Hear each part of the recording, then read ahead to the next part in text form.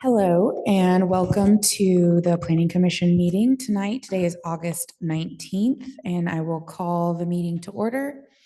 Where we will do the Pledge of Allegiance, and I will lead it because I forgot to ask somebody else to do it. So.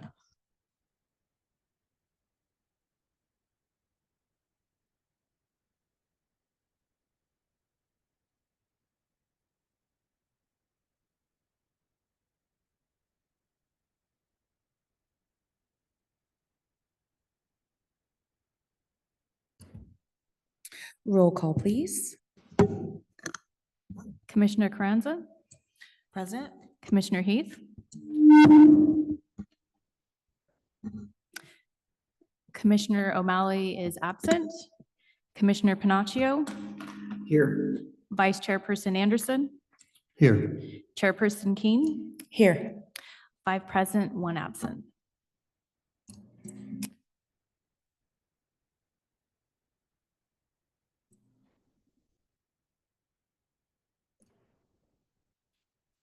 Okay.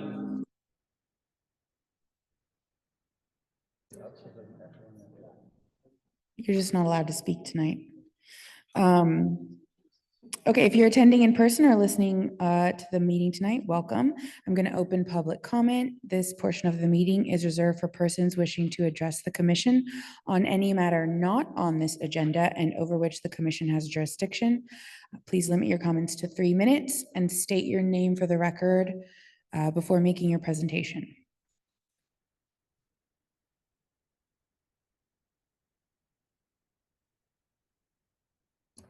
Okay, seeing none, I will close public comment and move on to the consent calendar.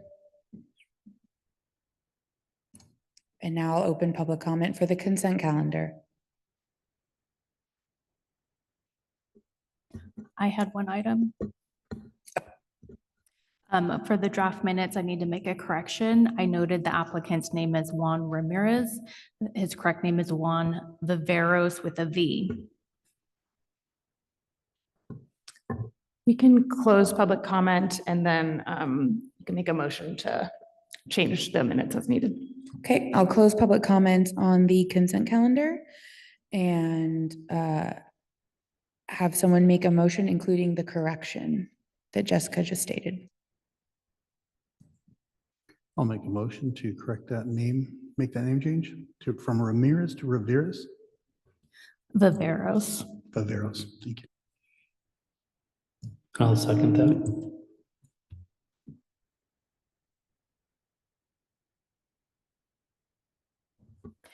Commissioner Carranza? Yes. Commissioner Heath?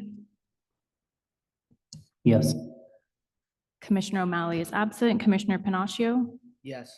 Vice Chairperson Anderson? Yes. Chairperson Keen?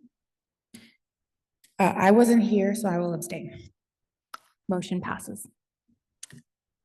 And to clarify, was that a motion to approve the minutes with the correction? Yes. Okay, great. Thank you. Move on.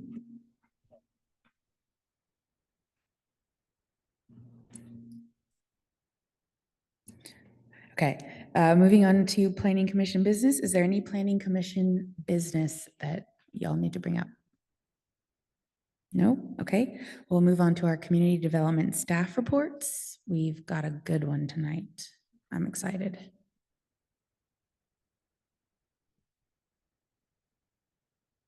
Are you ready to hear that staff report? We're ready. Dazzle me, Phil. All right, Dazzle me. we're ready to go. All right. Eric Gomez has been working feverishly on developing a draft ordinance for our short-term rentals as guided by our city council. And he's going to give you some basics on it, but the rest of the staff here is going to be here to answer your questions. And it looks like we've got a few people in our crowd tonight that may want to weigh in, which is wonderful as well. Thank you. All righty, excellent. So, good evening, planning commissioners. Today, we are here to discuss, this is my NPR voice. Today, we are here to discuss our proposed changes to our code, short-term rental ordinance under project number ZCH 240059. And really it's a discussion about formally incorporating rules for short-term rental dwelling units. So a little bit of background on this. Over there, 2023, 2024 strategic planning sessions, our city council gave some direction to staff to begin exploring the idea of adopting formal standards for what are right now known as vacation rentals. They're really formally called short-term rentals, which again is the rental of a dwelling unit for a period of 30 days or less. On October 2024, we came to City Council with just some information about what the rest of the local jurisdictions were doing and how they were regulating those short-term rentals, what some of the standards in place have been, what we think the standards that we should consider for our city might be. During that hearing, City Council said, okay, we understand what's going on. We want to move forward with an ordinance to help proactively regulate this as we see the industry getting a little bit more popular in the area. But you should strive for your ordinance, right? For this ordinance that we're presenting to meet these following 3 goals. One of them being making sure that whoever's operating this is being accountable both to the city and to their neighbors who are around them. We want to preserve the residential character, right? We don't want a ton of our housing stock going to short-term rentals with no limits. And importantly, always there's a push for being as fiscally neutral as possible. So recovering any costs that are incurred through staff time or contractor time and really putting someone through a new process with the city. So the way I wanted to start this presentation is really kind of running you all through what it's like to be at the counter as an applicant whenever something new comes in, right? So if someone were to ask me at the front counter, is a short-term rental allowed or what is a short-term rental? We start with, well, what is it, right? So a short-term rental is a rental of a dwelling. So that could be the entire dwelling or just a room at the dwelling for a period of 30 calendar days or less. That's what really triggers our transient occupancy tax. And it's being used as a lodging use, right? So something the council made sure to mention and really emphasize was, hey, you own a residential property. It's not you're not entitled to operate it as a commercial use. This is a special use that we're allowing to occur in our residential neighborhoods. And so this is a new definition actually that you're seeing on your screen right now is what we're incorporating into the code as part of our formal updates. Believe it or not, we actually didn't have a definition for short-term rental in there. We had somewhat of a definition through a vacation rental. And as you'll see on your next slide, we actually didn't have any formal code standards for short-term rentals. Most of the rules that we're applying to vacation rentals or short-term rentals today are through departmental policies, right? As this industry has grown, we know that we want businesses in the city to be coming in for a business license, but it wasn't as big as an industry for us to apply formal rules. And so we said, here's how we're going to treat these to make it flexible for the owners who want to do this, but we're not going to update our code quite yet until we have a good understanding of what effects they're having on a neighborhood. So on the left side of your screen right now, you can see the existing policies. On the right side, you can see the proposed code. The way I try to do this is to signify in red which things are new, really, right? So for you all to know, right now you're allowed to have one short-term rental with one rental party on any single family or multiple family property.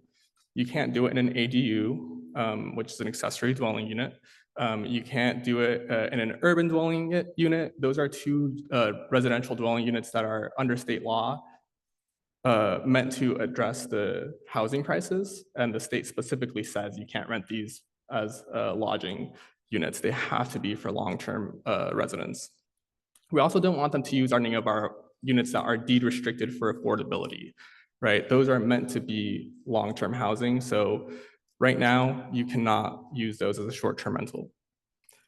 All short-term rentals in the city of Atascadero have to be registered for transit occupancy tax in our system, and all the licenses are non-transferable. So if you sell the property, that license doesn't go with it. You have to come back and apply.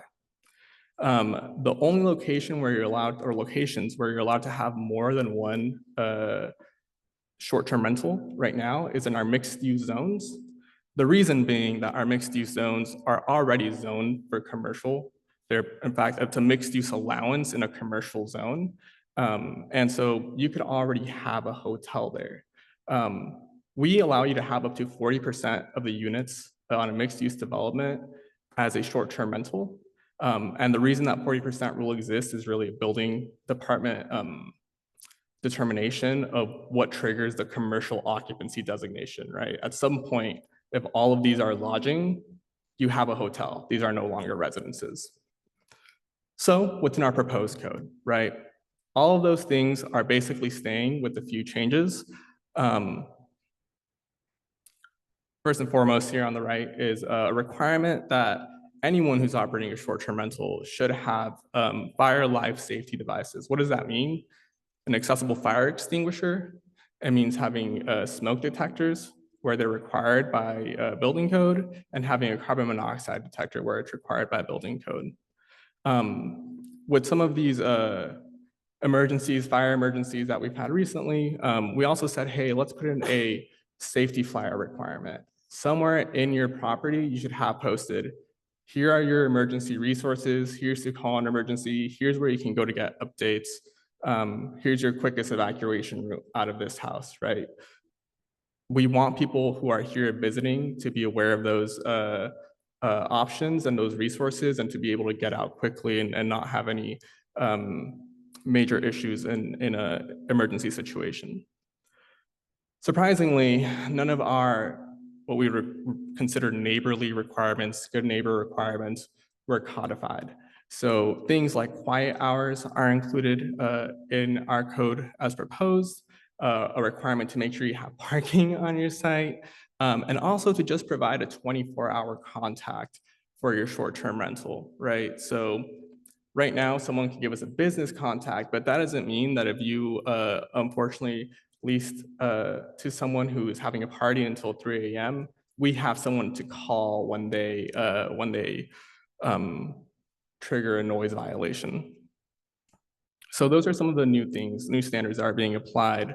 The big one here for single-family residential zones is that council requested that we put in an owner occupancy standard. What does that mean? So when you come in and apply as a new short-term rental operator under this ordinance, we're going to be asking you to submit with a notice of exemption.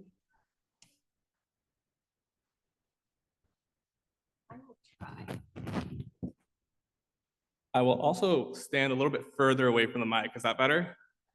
Cool. All right. Yeah, so owner occupancy requirement. What does that mean for our new short-term rental ordinance? It means that we'll be asking you to provide your homeowner's exemption from the assessor's office, identifying that this property is acting as your primary residence. Again, this is only going to apply in single-family zones. And really, the thought there being that the most accountable person to the neighbors and to the community is going to be the owner of the property. We don't want people to come in and start buying large swaths of homes, under a company to operate as short-term rentals. But if you have that property being owned and occupied by the actual resident of Atascadero, they're the ones who have to be accountable to their neighbors, and they're more likely to follow our rules, and there's less of a likelihood of any incompatibilities with your neighbors. In the multifamily zones, the allowance for a property that's a multifamily development is 25% of all units to operate as a short-term rental.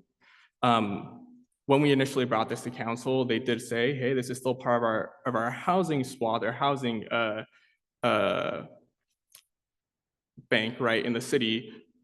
But we don't want the high allowance of the mixed-use zone to also apply to residential designated properties, even if they're multifamily. We don't feel comfortable with that high of a number. We'd like a lower number. We talked about it internally. 25 seemed to be the number to not be too restrictive, because part of the direction was don't be the most restrictive people. We don't want to do that.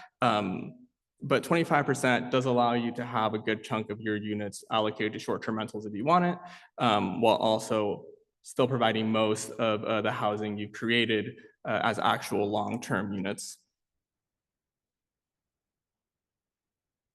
So with that information, that's kind of dependent on the property and where they're located. That's what I tell someone is required. How do you get to be a short-term rental? Well, you have to now get a short-term rental permit, right? What's the difference between now and before? Under the existing procedures that we have, all you're required to do is get a business license. So you come in, you apply for your business license, you pay your fees. A planner does a very quick zoning compliance check, making sure there's nothing odd about the property. Like, let's say, for example, you built a house without permits. We wouldn't allow you to do that, right? That's part of your zoning compliance. But presumably, if you meet all of just your standard zoning requirements that would apply to a single family lot or the multifamily lot you're in, you'd be allowed to get your business license. And every year you're coming back after November 1st to come and renew that business license. As proposed, you're actually coming in for a short-term rental permit application first. That's where we do your zoning compliance check. That's where we're reviewing your property to make sure everything is conforming to our code and to the new standards we set in place that we just went over in the last slides. We're also doing a safety inspection. Again, this will be done by our city staff, and we're going in to make sure that those safety devices are actually in place. That the unit that you're renting isn't doesn't have exposed wires everywhere and it has leaks. We want these units to be habitable. We want people who are coming to the city to stay here for that 1 week that their kid is graduating from Cal Poly. We want them to have a good representation of what it's like to be in Atascadero and be happy with the rental they got. And to be safe, right? To make sure all those safety requirements are in place. We are also requiring noticing. So when you come in and apply, as part of that process, we'll go out and post a notice on your property and say, hey, this person is applying for a short-term rental at this property. If you have any issues or concerns, you can contact the planner that is processing the application. We'll be approving it. And there's also an appeal, allowed appeal to short-term rentals that would go to the Planning Commission if someone wanted to appeal our decision. Once that goes through that process of review, inspection, we would issue that short-term rental permit. And again, that permit would be renewed annually. From there on, you move on again to your business license application, which is the same process essentially we have now. So we're adding that permit process on top of your business license, and you have to get it either prior to or concurrently with your business license application. And this slide really I added here to just clarify what's required between getting your very first, your new short-term rental permit versus renewing on a yearly basis, right? So when you get your new permit, again, we're doing our zoning compliance check, our safety inspection, our noticing, and then you'll get your permit issued and go to your business license. So that's on the left-hand side of the screen. With your renewal, we actually won't require an inspection and noticing on an annual basis. What we'll say is, here's a safety affidavit. Essentially, by signing this, you're saying that all your devices are still in place, that you're aware of the weed abatement requirements in the city of Atascadero and they're being taken care of, that you're aware of the defensible space standards that the fire department has and those are being taken care of. All these things are being written to the affidavit so that we don't have to go out, but we can also go out and enforce and say, hey, we gave you a permit where you said you knew how you're supposed to operate this short-term rental and you're not doing it. We're going to go out there and require you to do it, or there's going to be a violation on your property. Which brings me to monitoring and enforcement. So a big part of the reason that we wanted to adopt a short-term rental ordinance is to be proactive, but to also give ourselves a little bit of teeth, if you will. Without there being formal standards, you can't really break rules if they don't exist, right? So we do have policies and we can apply those policies, but they're a little bit looser, they're a little bit vaguer.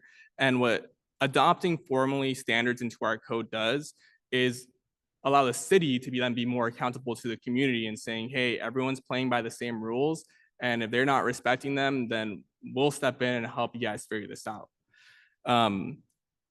However, this also puts all short-term rental ordinances onto a playing field, and we want to even that, right? So this would require getting a third-party monitoring or third-party consultant to do our monitoring and compliance. And what that means is that there are businesses out there who spend 8 hours a day looking at Airbnb and VRBO and all these websites and all these platforms where people put their listings up.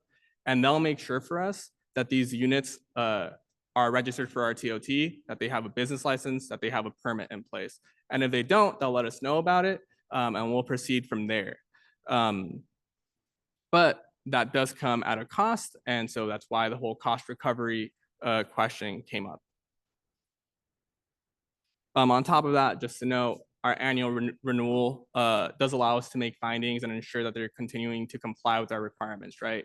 If we see someone who has the same persistent code complaint and violation each year, then we know that that person shouldn't have a short-term rental because they're not willing to operate it under the rules that we've provided as a city.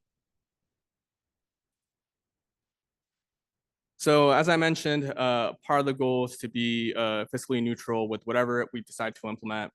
So there will be fee updates associated with the staff and contractor time that's put into both processing permits, but also over time, monitoring kind of the landscape of short-term rentals that are out there. We do anticipate these to be approximately an additional $800 to $1,000 in fees.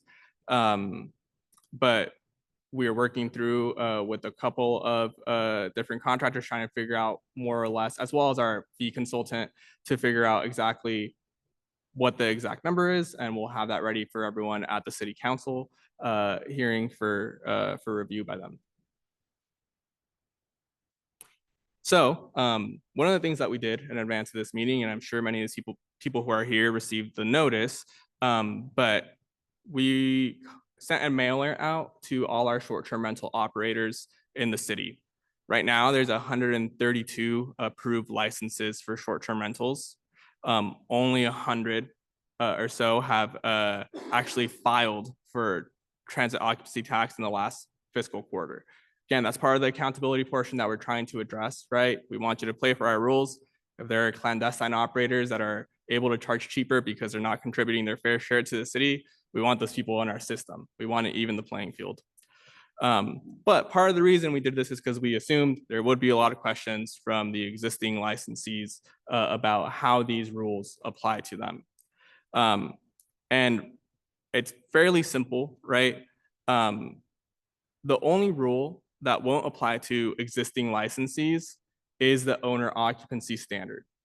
And that's only true if they have a license that was in place before this ordinance goes into effect, and they've been using that license. So sometime in the last 4 fiscal quarters, they have to show us, so basically the last fiscal year before the ordinance goes into play, they have to show us, or I guess we can check via their TOT filings, that they've contributed in some way, even if it was a one-night stay, to the city's transit occupancy tax base or system. All other permit procedures that are included in that code, so that means a short-term rental permit requirement would come into play for them to continue operating in 2026 and onward. All standards would apply and all the new fees would apply. On the right side of that screen is a map. So you actually can see they're pretty well dispersed, actually, compared to maybe other jurisdictions, which is pretty interesting. One of the things that our council said was that they didn't want to implement that buffer, but like 300 feet between one short-term rental to another, because they really felt that a lot of these other issues that other jurisdictions were trying to resolve by coming up with some of these other limitations were largely addressed by having the homeowner occupation in the single family zones. There are some things that we ought to discuss because we're open. We want this to be a workshop and a forum for our community to give feedback on what we've written, and also give you all some stuff to think about because there might be flexibility you're willing to provide or you want to draw a strict line on. Those are some of the things I pointed out underlined in your staff report. But first and foremost, the noticing requirements, right? Right now, we're only doing, or we only proposed in our ordinance to do a posted notice, somewhere visible from your property. That could change. We could do a mailer. We can, take in noticing fees like we do for something like a conditional use permit or an administrative use permit, and mail people within a certain boundary or a certain distance of the property. So something to consider how we do our noticing is up for discussion with you all.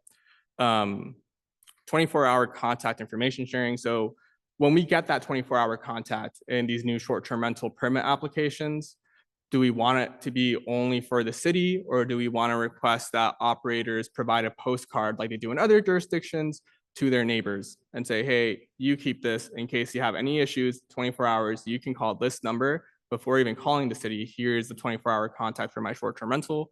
And they'll address that within an hour, right? Before we escalate up to the city, it kind of provides a buffer and some grace to existing operators. The percent of short-term rentals allowed in multifamily and mixed-use zones is also up, right? Is 25% in a multifamily zone good with you all? Do you prefer less because you want more of the housing stock protected in zones that are specifically residential, right? Again, up for discussion. A little bit of a weird one, condominium developments. Technically those are their own parcels. So those could be acting as someone's primary residence. So when a property that's multifamily or mixed use even, well, let's say a property that's multifamily, those could be for sale condo units. Do we want to apply that same owner occupancy requirement or something similar in those situations? So as opposed to one owner owning an entire, 10 rental units on a property, maybe it's 10 owners and they own that. Something to keep in mind is often these are done through HOAs, although the state is changing that a little bit through some of their takeaways from local control. Often those are done through HOAs, and so they're able to figure out and make those rules themselves. They're often self-regulating. That's why we kind of left it unaddressed and just said we're going to treat these as multifamily zones. But if you guys say, hey, I think for a condominium unit, you ought to make this requirement, we can put that in there. And last but not least is the applicability to any standards requirements to the short-term rental licensees that exist. And again, I'm sure we'll hear some comments from the folks in the audience today. But that is a larger discussion to have as to what's appropriate and what's not, given our current environment at the city. But with that being said, our recommendation is really what's written in the report right now, and into the ordinance as drafted. And so we're looking for you all to adopt the draft resolution, recommending that City Council adopt a text amendment to Title IX under project number ZCH 2459 to add definitions and standards for short-term rentals based on the findings included in your resolution. You do have some alternatives per usual. You can recommend modifications. You can determine that you need more information from us and we'll come back. You can also recommend denial of the proposed ordinance.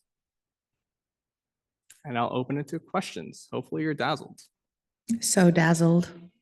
I do have some questions. So I just want to get some clarification on the ADU situation. So essentially, if you have a parcel and you build another dwelling unit on your parcel now, the state says it's an ADU and therefore cannot be a short-term rental unit. So That is- anything built from today forward is an ADU. That is correct. On Okay. on a single family property, you can build an ADU. The state says that ADU has to be for rentals of 30 days or more. Okay. Also, do we have any, when we're talking about safety, I want to make sure that pools are included on there, because I know that there are inspections done when somebody builds a pool, but those inspections aren't necessary. Like, I want to make sure that our municipal code for pools would be enforced, because pools are dangerous. Fun, but dangerous. pools have their own requirements under the building code. Right. And when we go out and do a safety inspection on an ADU, it's primarily going to be restricted to just that ADU. But if by chance we go out and say, oh my gosh, there's code enforcement issues out here, there's code deficiencies out here, that may be another topic. But generally, sure, if we go out and say, oh my gosh, there's an unpermitted structure on this property, or there's an unpermitted pool, or the pool isn't fenced, yes, certainly we Right. would hope that our building folks would pick that up. But the intent of the safety inspection is for solely just the ADU. That's what our time is evaluated on, and that's what this code is written for. The short-term rental, Well, not the ADU. yeah, the short-term rental. That's what I meant. Yeah, Because thank if you the for listing on clarifying. Airbnb includes a pool, then that should be part of the safety inspection, I think. Yes, Okay, yes. okay, But just to keep in mind, they're kind of separate things. We're looking at generally fire safety and permittability of, okay. Well, The I want to short-term know how rental, we so. add that thing. I would like to add pools to the safety inspection as And- part of the safety inspection. At this time, before we get We're just public doing comment, yeah, we'll questions. just keep it to questions and then we can have discussion Okay, so I guess afterwards. my question was, are pools included? You're saying they are not technically included, so thank you. Right now, are we monitoring Airbnbs? Do we have a process for monitoring Airbnb and VRBO? we do. Okay. We have a consultant that does some of that work. We're looking now at getting a consultant that will do more of that work.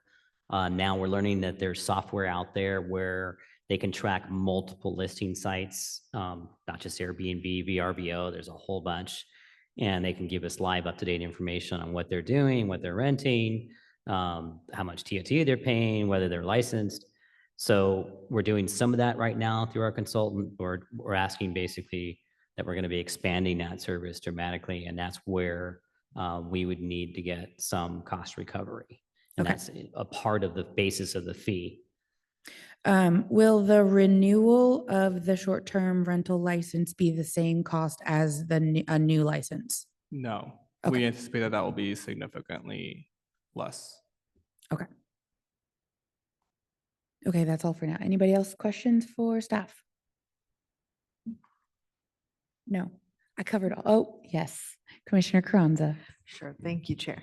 Was there any conversation that the staffs had around talking to stakeholders that are local property managers or realtors about this? Because, you know, there's a conversation of like stakeholders that are family and locals and individuals, and then there's like a level above that and a way of who are going to be, I know it's owner occupancy and that kind of thing, but did you get any input from like greater bodies or organizations? No.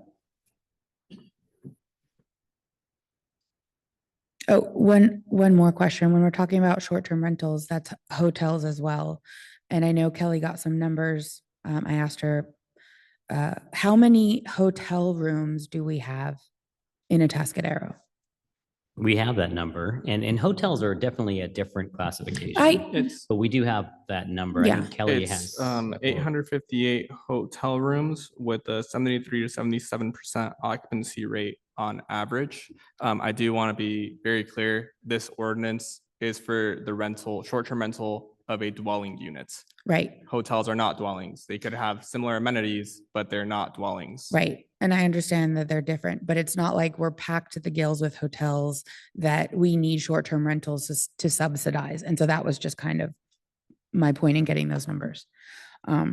Okay, so let's go ahead and open public comment. Wait, what? I'm sorry. Oh, more questions. Go ahead, Commissioner Carranza. Yeah, All right, pregnant pause here. Anyway, my other question I wanted to ask is, this is something that I actually have not read anywhere else, but I was curious. Would there be any other cities or even conversations within this presentation about a temporary short-term rental permit? Like, let's say someone was leaving for 3 months to 10 months, going out of the country or something, but they didn't want to have this annually. Just opening it up for discussion. So under this proposed ordinance, they would have to get the 1-year license. Yeah, and so they could do it for that year. Even if they wanted to do it for just a month, it would still have to be that yearly. yes, Commissioner.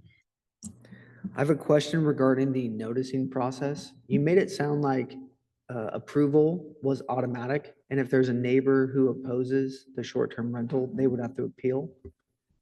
Approval is not automatic for the short-term rental permit. We will go through the process. If you meet our zoning requirements, if you pass your safety inspection, we are happy to approve your permit, provided there's, you're meeting our findings and the code requirements. But it is a decision that's made and is appealable. So you are approved if you meet our standards and that you're going through the process that you need to.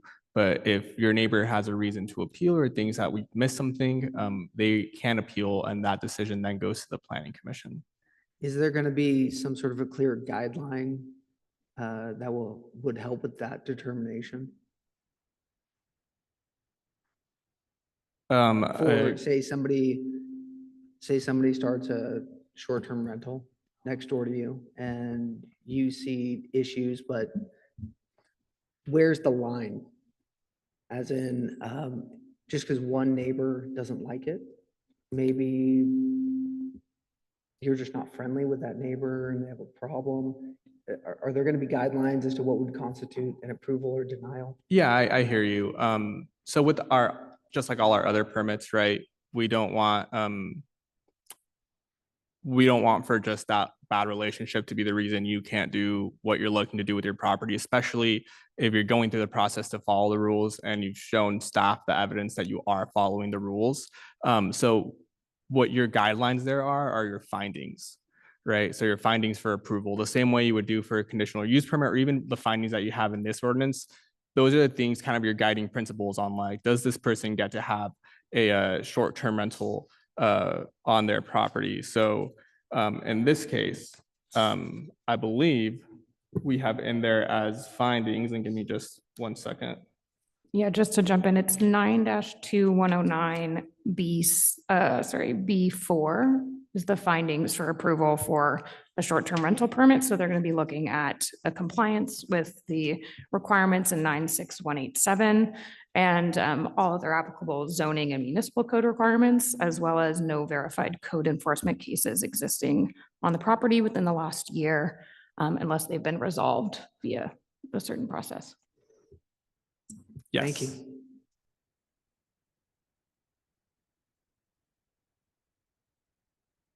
So I was trying to go to the code. Okay, so any other questions for staff right now? Okay.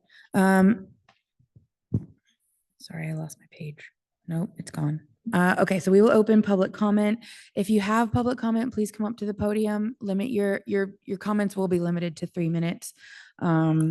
State your name for the record.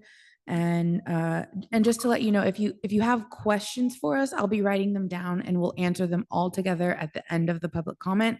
We're not gonna, you're just commenting, we're hearing, and then we'll answer at the end, so. Good evening, Planning Commission, City Staff, Jeff Oslin, resident here in the city of Atascadero. I've listened to Eric's presentation the entire time tonight, whether it was on Zoom or here. I do have a few questions. As a mixed-use commercial owner, the 40%, I have a piece of property that has one residence in it, and it's commercial. So I would not be eligible for short-term rental, if I understand that correctly, and I oppose that. Secondly, I heard no discussion on junior ADUs. Maybe I missed that, but I know the intent of the city council was if somebody is part of your house, you could do a short-term rental within your house or a long-term rental. I've sat through about 7 hours of this twice with city council debating this. I'd like to know where we stand on that.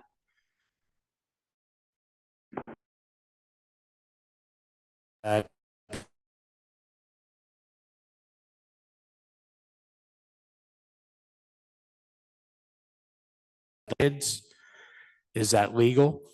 Are we looking at a lawsuit within the city? Those are my major concerns as far as it goes for dwellings on the property. The ADU lot is a technicality right now with the state of California, which says you may not do short-term rental and it must be 30 days. However, the state has made it eligible that you can sell off your ADU on your property separately. So how will that work down the line? Just a question. San Jose is doing that. They're a great example of this. And I will listen to your responses on Zoom. Thank you. Thank you. My name's Sid Bowen. I live at 5550 Cascabel here in Atascadero. First off, notification requirements. Assembly Bill 2904, January 1st, 2025, required 20 days notification. I did not get 20 days notification. Second off, anybody affected by a proposed change to an allowable use has to be notified, and the adjacent properties. In this case, virtually every parcel in the city of Atascadero is going to be affected by this restriction on the approved use, current approved use for the zonings in the city. So that means every person should have gotten a letter in the city of Atascadero. Okay, next thing, owner occupation. That should be a one or another. You should allow people to be owner occupied and rent it if they want to. If they're not owner occupied, they should live in the area and have an available contact information. If I'm owner occupied, I'm there when somebody's there. I don't need to give them a phone number to call because I'm already there. So the owner occupation is probably too onerous. When I travel and I rent an Airbnb or a VRBO, I deliberately avoid places where I share the building with owners. Now, I have a permit for an Airbnb and I share my house with somebody else, but I've got kind of a separate block off. It's kind of like a JADU, but they can get in, get out without having to be associated with me and my wife. So I don't understand why owner occupancy is such a big deal. It needs to be clarified and it needs to be less restrictive. You talk about characteristics of the neighborhood and you want to preserve the characteristics of the neighborhood. I don't see when I travel and I stay in an Airbnb that the Airbnbs are affecting the characteristic of any neighborhood. So I think that's kind of a bogus argument. You need to go find another excuse for trying to restrict the use of vacation rentals.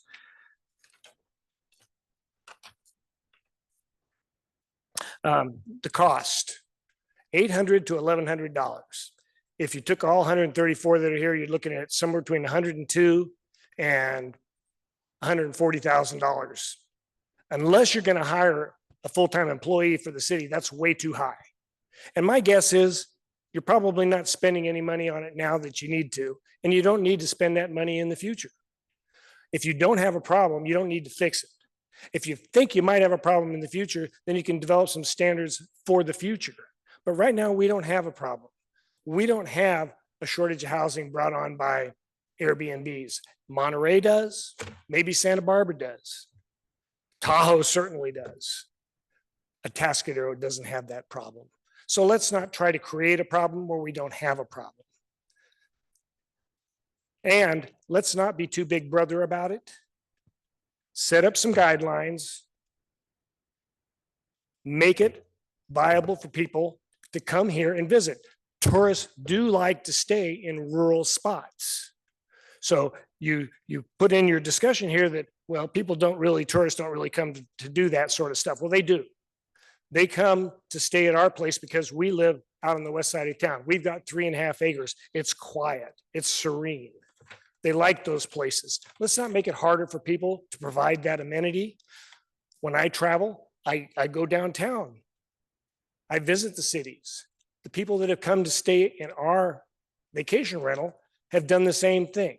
They come here to explore the area. They don't come here to hole up in a house. So make it easier. Don't make it harder. You just want to make sure that, one, we don't affect the housing stock, which we're not doing that right now. Two, we don't create a nuisance. Just deal with that. Don't create a big bureaucracy. We don't need another big bureaucracy. Thank you. Hi, my name is Chantel, and I wanted to respond to a few of the things that you had for discussion topics. A lot of the things I have no objection to. There should always be adequate parking. There should be safety. There shouldn't be noise. People in the neighborhood should enjoy it. That makes a lot of sense. Noticing requirements. I was a little unclear on the noticing requirements. Is that I'm applying for a permit, and so all of my neighbors are gonna get the notice and they get to pitch a fit if they decide that they don't like it? Or is it noticing like, I've received my license, here's the contact information in case there's something going on? So I need a little more clarification on that.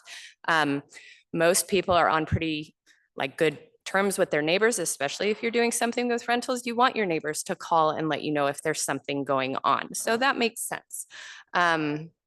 The percentage of STRs allowed in multifamily and mixed use, that's high density housing. That makes a lot of sense to me to have some kind of a percentage. As far as condominium units, HOAs generally can be a little more restrictive than even the city. So I would say let the HOAs deal with it, especially as they can make adjustments depending on their situation that could be affected by their density and how many people are actually renting out spaces. And then a couple of the other things that I had concerns with, the owner occupancy requirement does seem very restrictive to me. I understand wanting to keep the nature of the residential areas, but it feels like it's moving a little bit into owner rights, like property rights. And so that could come back to make a potential lawsuit. I don't know, but that's not really an argument that we need to get into at this point if it isn't actually an issue. And then the cost for the third-party monitoring, that also is a question for me, because if the city's paying, I mean, cities generally, something that I could get monitoring for maybe $100 a month, a city is going to end up paying thousands of dollars. So if we're ending up paying a lot of money for a monitoring system, and really all that we need to monitor is people that are getting complaints, right? Like those are the people that should be, and the notification could be good for that as well, because then if your neighbors are like, hey, are they paying transient occupancy? That could, at any rate. So those are some of my things that are feedback on that. One other thing I wanted to bring up in the discussion background for the STR issue, I'm going to quote what it said. The growth in popularity of vacation rentals in the region present unfair competition to permitted hotels and motels. I disagree with that. It is not true. Permitted vacation rentals pay transient occupancy tax, and to keep the local hotel and motel rates reasonable, there should be some kind of competition. The law of supply and demand is at work, and it is not unfair to hotels and motels for a city to have other short-term housing options. It's just capitalism. But Your 3 minutes are up. Thank you. well, to restrict property rights that owners have is cronyism. So let's consider that.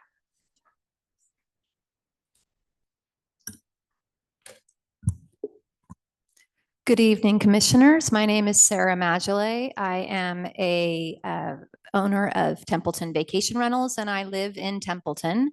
I do hold a business license here in the city of Atascadero for my business, and I manage several properties on behalf of the owners here in the city limits. I'm also being sworn in tomorrow on the Atascadero TBID, so I have volunteered to serve in that capacity, similar to you guys as a volunteer, to help promote the city and promote the wonderful events and activities that we have here to tourists and to people who live here like my family. So I stand before you as an advocate for the short-term rental industry and for what I do every day for my clients. But I have some very important questions that I think, with coming to you with the depth of knowledge that I do about the industry, it's really important that there might be some unintended consequences here. And I think that you guys as a volunteer board, it's really important that we all consider these things. Eric, I think you did a great job in your presentation. I think it was really well done. And some of the things that I absolutely support from a professional standpoint are those safety checks, having some more checks and balances on that licensing procedure, making sure people are responsible to their neighborhoods and that they're responsible hosts, and that they're presenting a product that the city of Atascadero can be proud about from a hospitality perspective. Exactly how we do with our hotels. We wouldn't want a rundown, crummy place to be representing this town, and I absolutely think that's important. There are hosts that are not being responsible. The important thing is not to paint the entire industry with a broad brush and do something like an owner-occupied regulation. Your tourists don't want to stay in grandma's extra bedroom, so they just won't come. They'll go to Paso. You guys are doing such an incredible job of promoting this town. Don't lose that momentum now by putting that kind of a draconian requirement, because the bottom line is either people won't rent or they'll go under the table. They'll continue to rent because San Luis Obispo has a similar ordinance. They say that you cannot rent unless you have a homestay license. So a question I have is, what is a primary residence tax exemption? Does that mean that the person is living in the home a certain amount of days per year?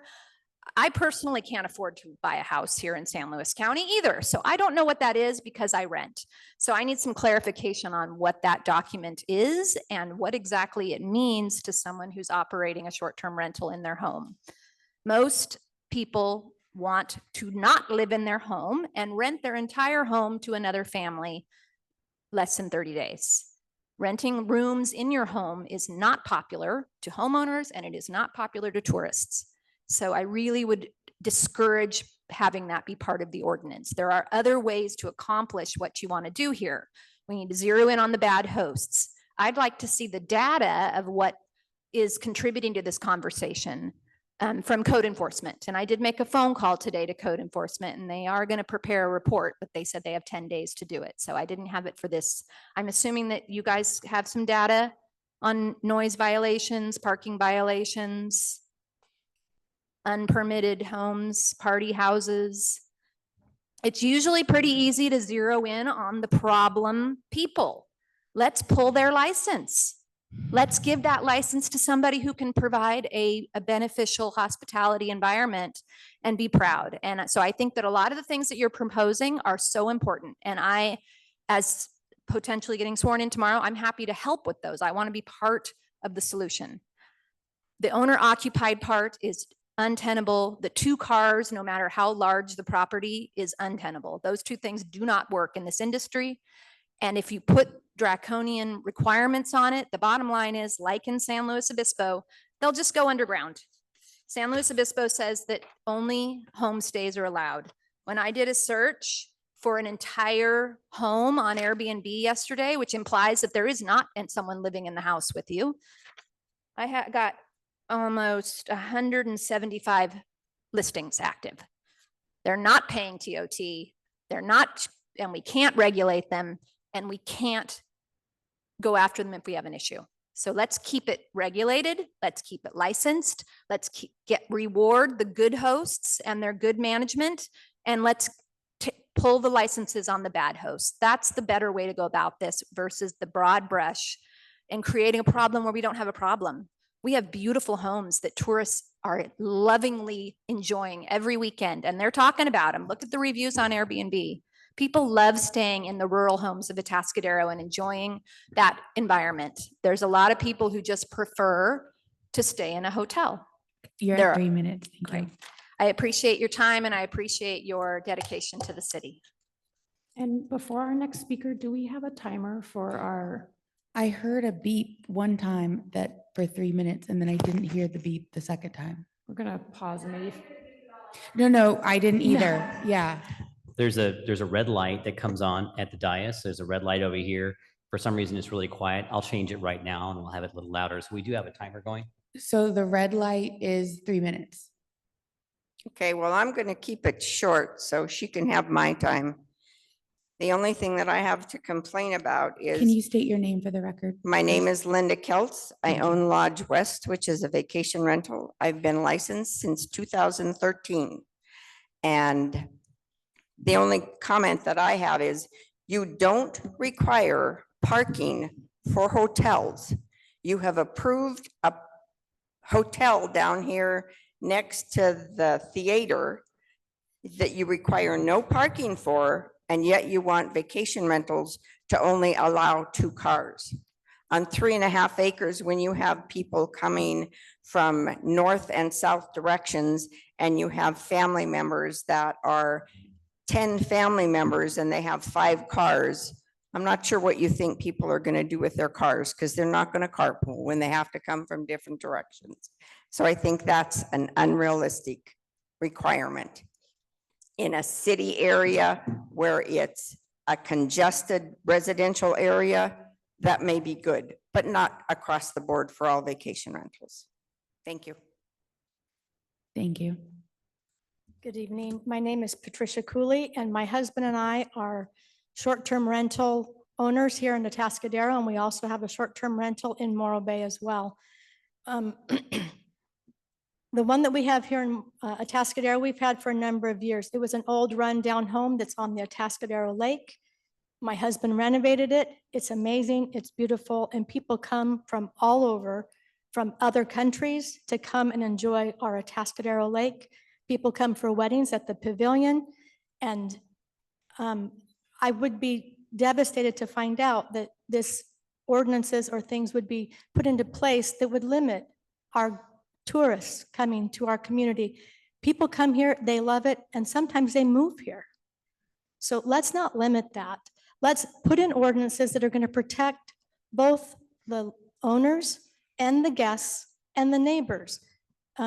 Owners typically are going to do their best to have a good positive relationship with the neighbors. In Morro Bay, there are regulations there that are a little bit different than here. And we have signs posted. We have quiet hours posted. Yes, we have limited parking, but our property is much smaller there as well. So, and actually both houses that we have here and in Morro Bay are the same size. They're 2-bedroom, 2-bathroom homes. They're wonderful places to come and visit on the Central Coast. And so I would encourage you to continue to support short-term rentals. Our city needs it. We need the taxes coming in from that. Our family personally contributes $4,000 to $5,000 a year to the city income because we pay our taxes to our city. And I appreciate your time, and thank you very much for supporting owners and short-term rentals. Thank you. My name is Dave Nichols. Grew up here in Atascadero. We're empty nesters now. Our family home, we do short-term rentals. And it's a good thing. Our experience has been people from out of town are drawn to our home oftentimes. We have a gate. Their children can ride bicycles on the driveway. They can be with their people, not in separate hotel rooms.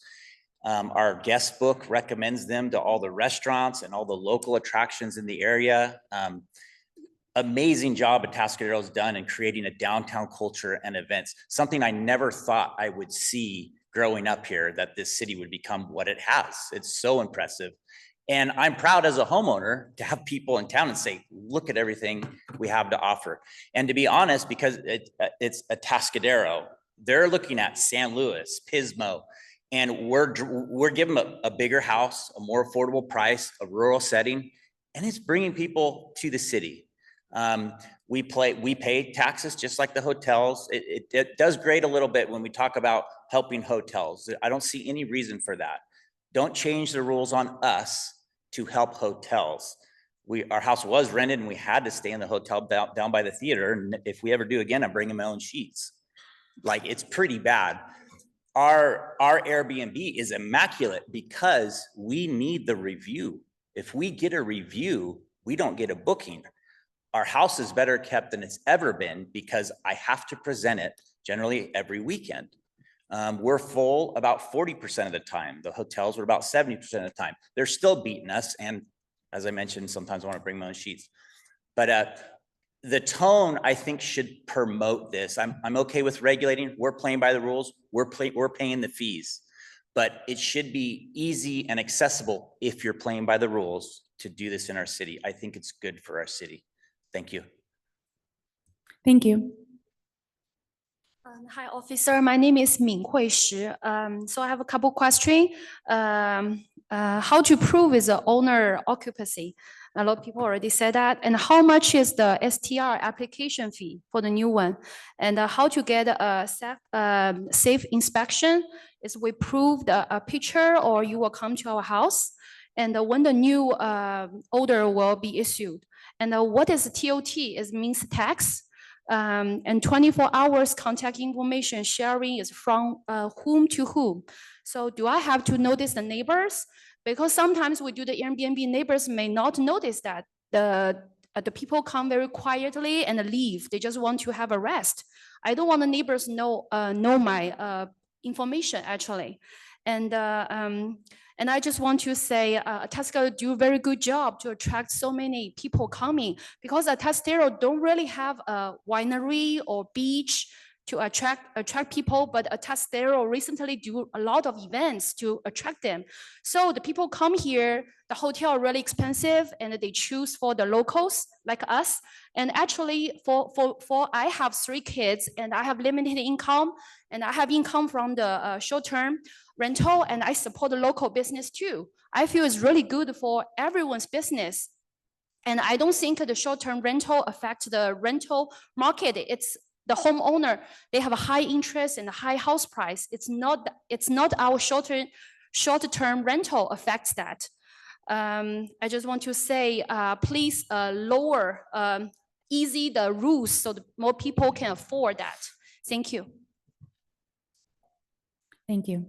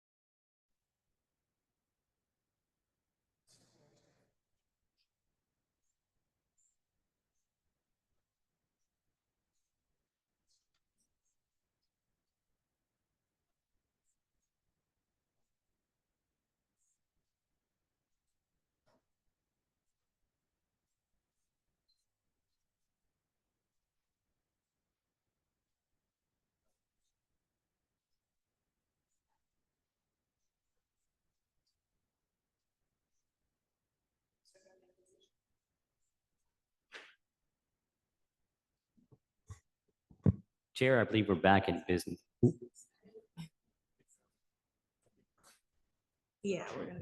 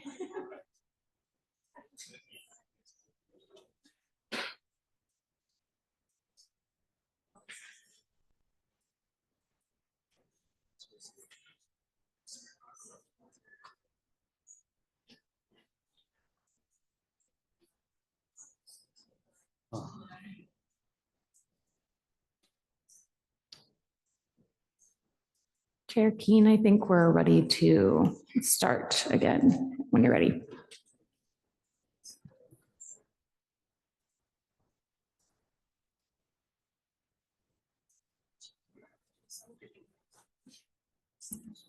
Okay, we will come back from our recess.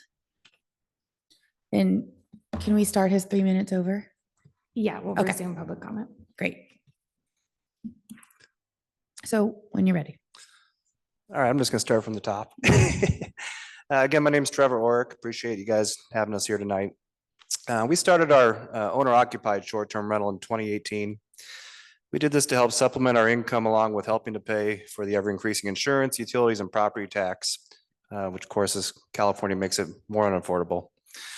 We were also planning on having our third child, and my wife wanted to work from home, managing and cleaning the Airbnb, so she would be able to take care of him. First, we tried VRBO and Airbnb. Quickly, we learned that Airbnb guests tended to be more interesting guests, many from around the world. Most guests wanted to actually meet and converse with us and learn about Atascadero. Many mentioned what an incredible town it was becoming. Many have come back to visit us over the last 8 years we've been hosting. To date, we have had over 1,000 guests. We currently have a 792 five-star reviews, nothing less than 5-star. I hope that we are not an anomaly, but more of the norm. Many of my fellow short-term rental property owners take pride in their efforts to maintain a quality rating and experience. To note, we've had $290,164.87 of income payouts. To date, we have paid TOT tax on these funds since day one. I have also been impressed, though, with how the TOT taxes have been used to increase local tourism. I've also tried to get on the board, but told I look too young. I was told I look too young. I do agree we need safety standards and welcome them. I understand the need for community housing and why it matters for a thriving community, but there should be a balance though. My concern is we may limit people from attempting to start up an owner-occupied short-term rental from a burdensome permitting process and high fees, or complicate the transfer of ownership in the future. Specifically, purchasing an existing property like mine, who has bookings out as far as 12 months. We believe the sale of our property at some point in the future will be of great benefit to another family who may need additional income or want to work from home and raise their family while managing the short-term rental.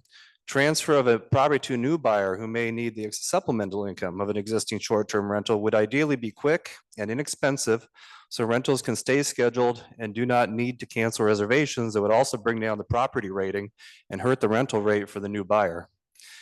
As you can see in my case and many others, it's helped my family and our community. So let's not complicate it for a person or family wanting to create a welcoming experience for travelers or just needing additional income and or limiting a new buyer of an existing short-term rental property. I feel this is being rushed. It needs more thought, input, and studying by all. And I'm happy to help where I can or in further research. Thank you.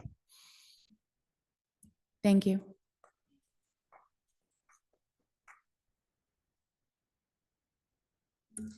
Hello, my name's Kathy Benelli. Am I doing this right? I'm the owner of Paso Robles Vacation Rentals, and I am an owner of vacation rentals as well. We service some homes in the Atascadero area. We've been playing TOT for them for many years.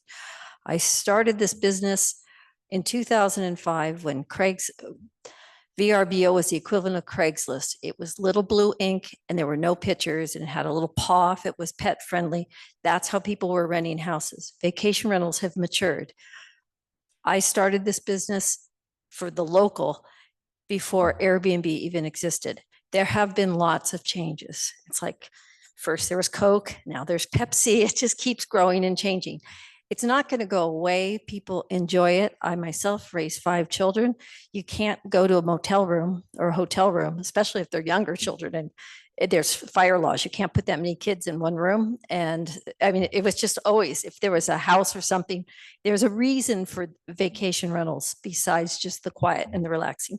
So I think this is a valiant effort. I think it's overdue. A lot of the area has done vacation ordinances. I've sat on the Slow Cow board and on the Travel Paso board. I've also been on all the committees that help develop the Paso Robles vacation rental ordinance. And I have heard it from every side.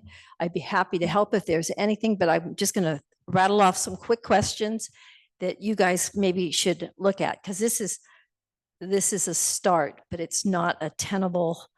There's work to be done. First thing is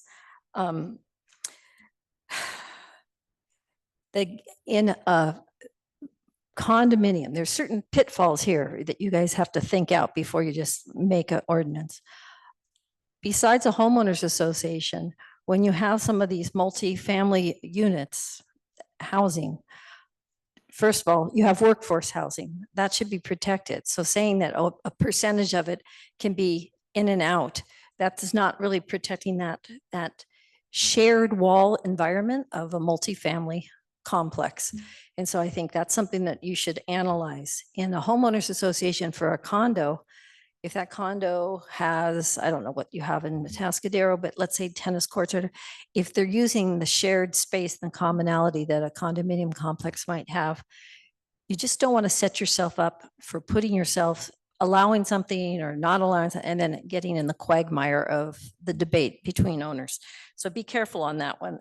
Think it out really well. Our vehicles, our motor homes, are those rentable? Is glamping, tent camping rentable? I mean, those things are the trend right now. Oh, is that me? That's you. Oh, That's I'm 3 sorry. minutes. Thank I you. didn't even get close. I'll send my. Yeah, absolutely. Because this is there not the are final line stop. item ones that. Yeah, this is not the final stop. We're merely discussing it. It will go in front of city council. So.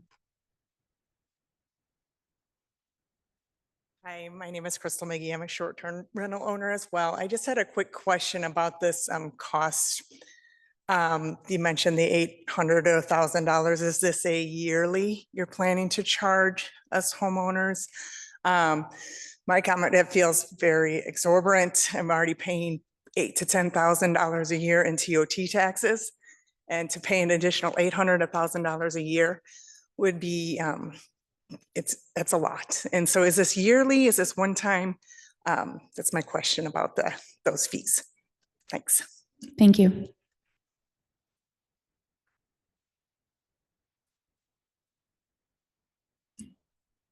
Did everybody get a say? Chairman? This is Sid Bowen, 5550 Cascabel, Atascadero. Yes, Chair. So you've already had your 3 minutes, and I appreciate that And you I have more didn't comments. get but 3 minutes sir- in. So I just have one comment. The city staff didn't talk to anybody who's a vacation rental owner. I understand that you've They made your- need to involve the Sir, stakeholders. Sir, I understand that. This is a discussion. We are not making any decisions tonight. Your Okay. comments are appreciated, and you can send an email to the city council and to staff to communicate that they need more communication. You can schedule an appointment with them to discuss with them, but you've had your time and in this room to state your comments, but you're welcome to go talk to city staff whenever you want. Okay. Thank you, sir.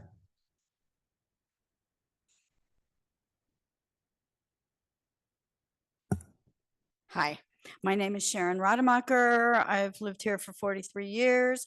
I also have a short-term rental and have been paying and doing this for about 7 years. And I get nervous talking in front of you guys. And I spoke with you, Eric, for like half an hour or something.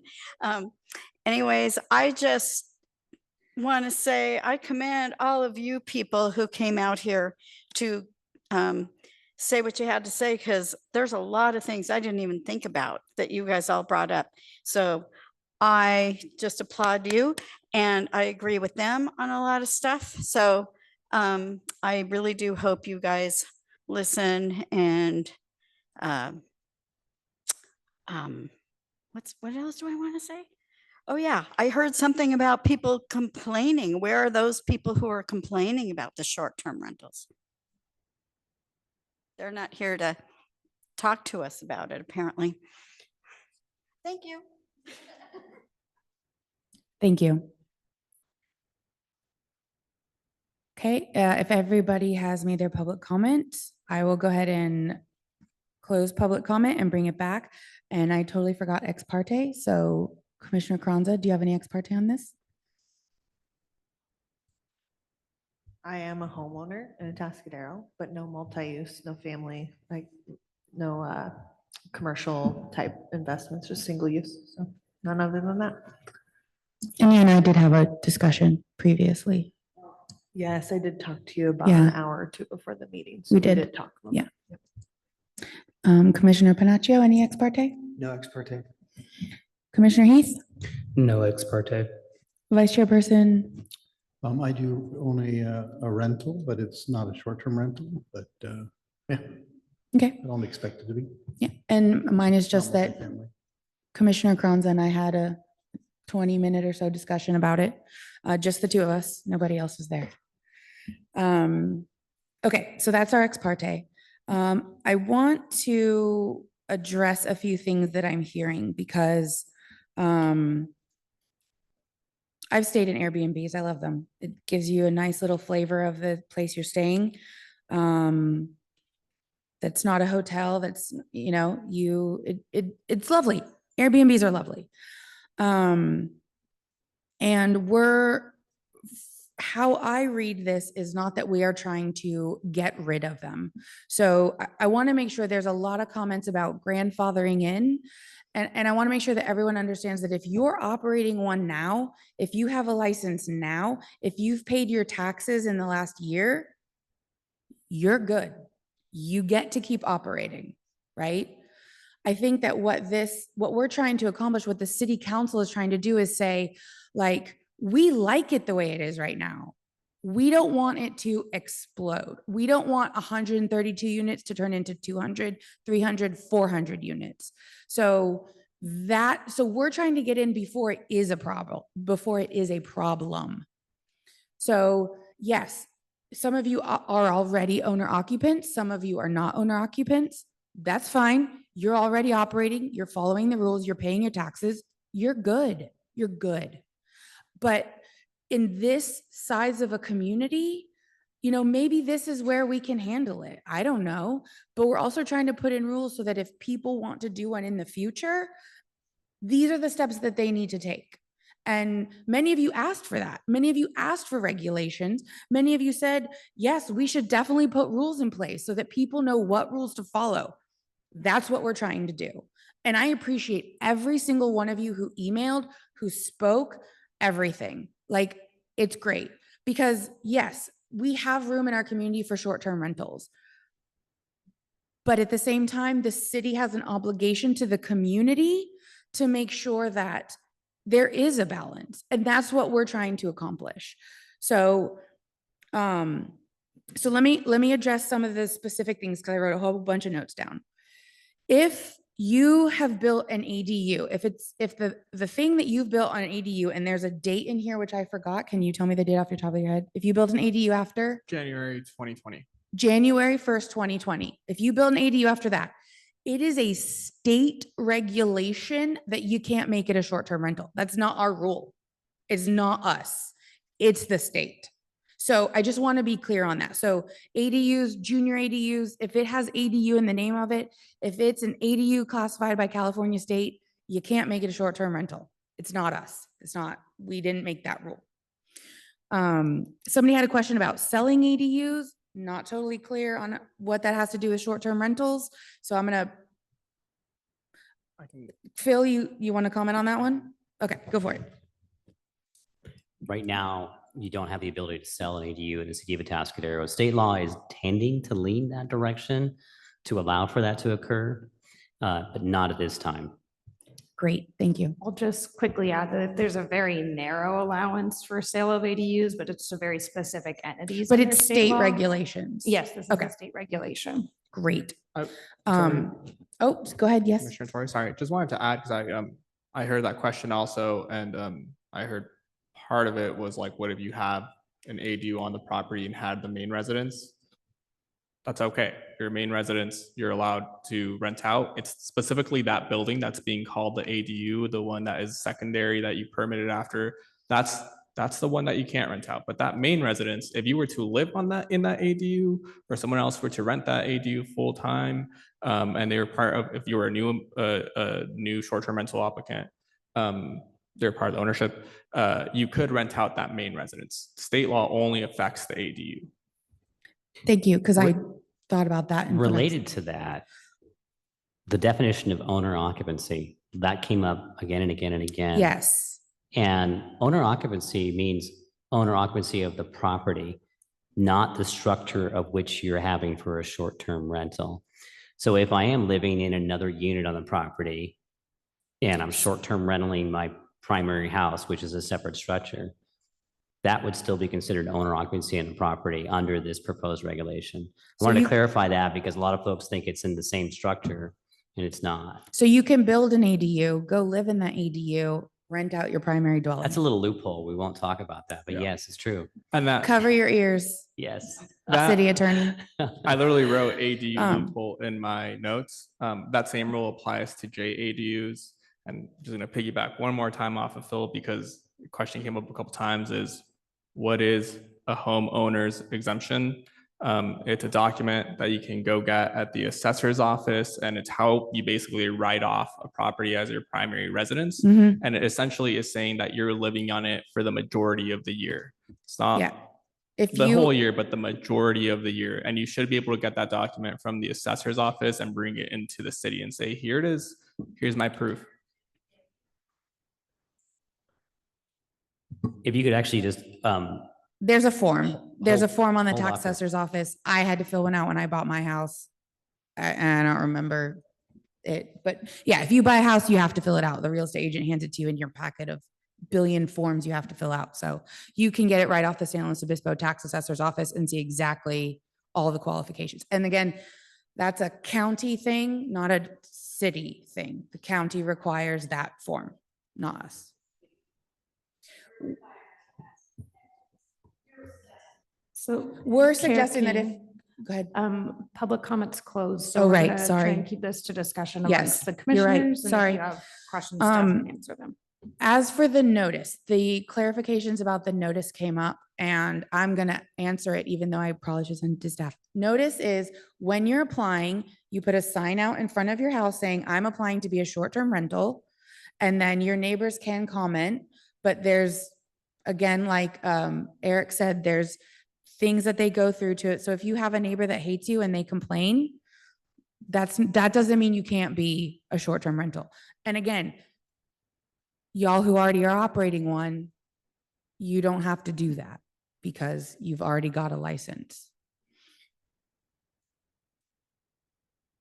Okay, they're not interrupting me, so I'm going to continue. I'm sorry, yeah, one other thing. Oh, Yes, your neighbor hating you isn't grounds for someone appealing your short-term rental. They also, anyone who appeals anything in the city of Atascadero, really most jurisdictions, a simple way of putting it, has to put their money where their mouth is. There Mhm. is a fee associated with it. Appealing a project, appealing a short-term rental isn't free. I believe it's something like $1,100 to try to appeal a short-term rental or appeal really a use permit in the city. So you have to feel really confident that the person or the project that you're appealing is truly breaking the rules, or that we did a bad job of doing that review. So there is a barrier to entry there. So there's a few other things like we're not trying to do the characteristics of the neighborhood. We need to provide amenities to tourists. It doesn't really affect the housing stock. I agree with you. At the state it is now, it doesn't. But that's one of the reasons why city council asked the planning department to draw this up now, so that we can put regulations and rules in place so that we don't get to the point where you live in a neighborhood and all 10 houses around you are all short-term rentals and you never see your neighbors and your kids don't have anywhere to play and no neighbors to play with or whatever. You know, so we're trying to be, no, there's not a problem now. I mean, I don't think that we have complaints coming out, you know, our ears or anything like that, but we need to put rules in place before it becomes a problem. And that's why your public comment is so incredibly important. Parking. There was a thing about parking. I think they were referring to the new structure that's going in downtown, the hotel mixed use by the theater. That basically it's come down to, there's a requirement for hotels for parking. Yes. Okay. And there's also a requirement for, do we have something in for the proposed short-term rentals as well? We do. Yes. Yes, there's a proposed 2 spaces for the whole property, which I think we should come back and discuss. So we will, but there is parking requirements for hotels. Just wanted to make sure everybody knew that. Okay, I think that's everything. Well, there was another question about noticing, and I wanted to remind everyone that the city did follow our legal noticing requirements, which doesn't mean sending out notices to everybody in the city 20 days ahead of time. It means publishing a legal ad in a paper 20 days ahead of time. But we went above and beyond by doing a social media advertisement and by notifying all the folks who have Airbnbs and by doing some additional stuff in New Times and on our website. So we do that, but our actual legal requirement 20 days ahead, as was brought up by a member of the public, was followed, which is an ad in the paper. So that's something I wanted to make Yes, sure. thank you. Thank you. When we get to discussion, yes. Okay, so I think that's everything. If for some reason your question was not answered, please email staff. Email staff, ask them all the questions you want. That's what they're here for. They're happy to answer your questions. Again, this is a discussion, so it will be going to city council. If you need clarifying points, I encourage you to make another comment to the city council.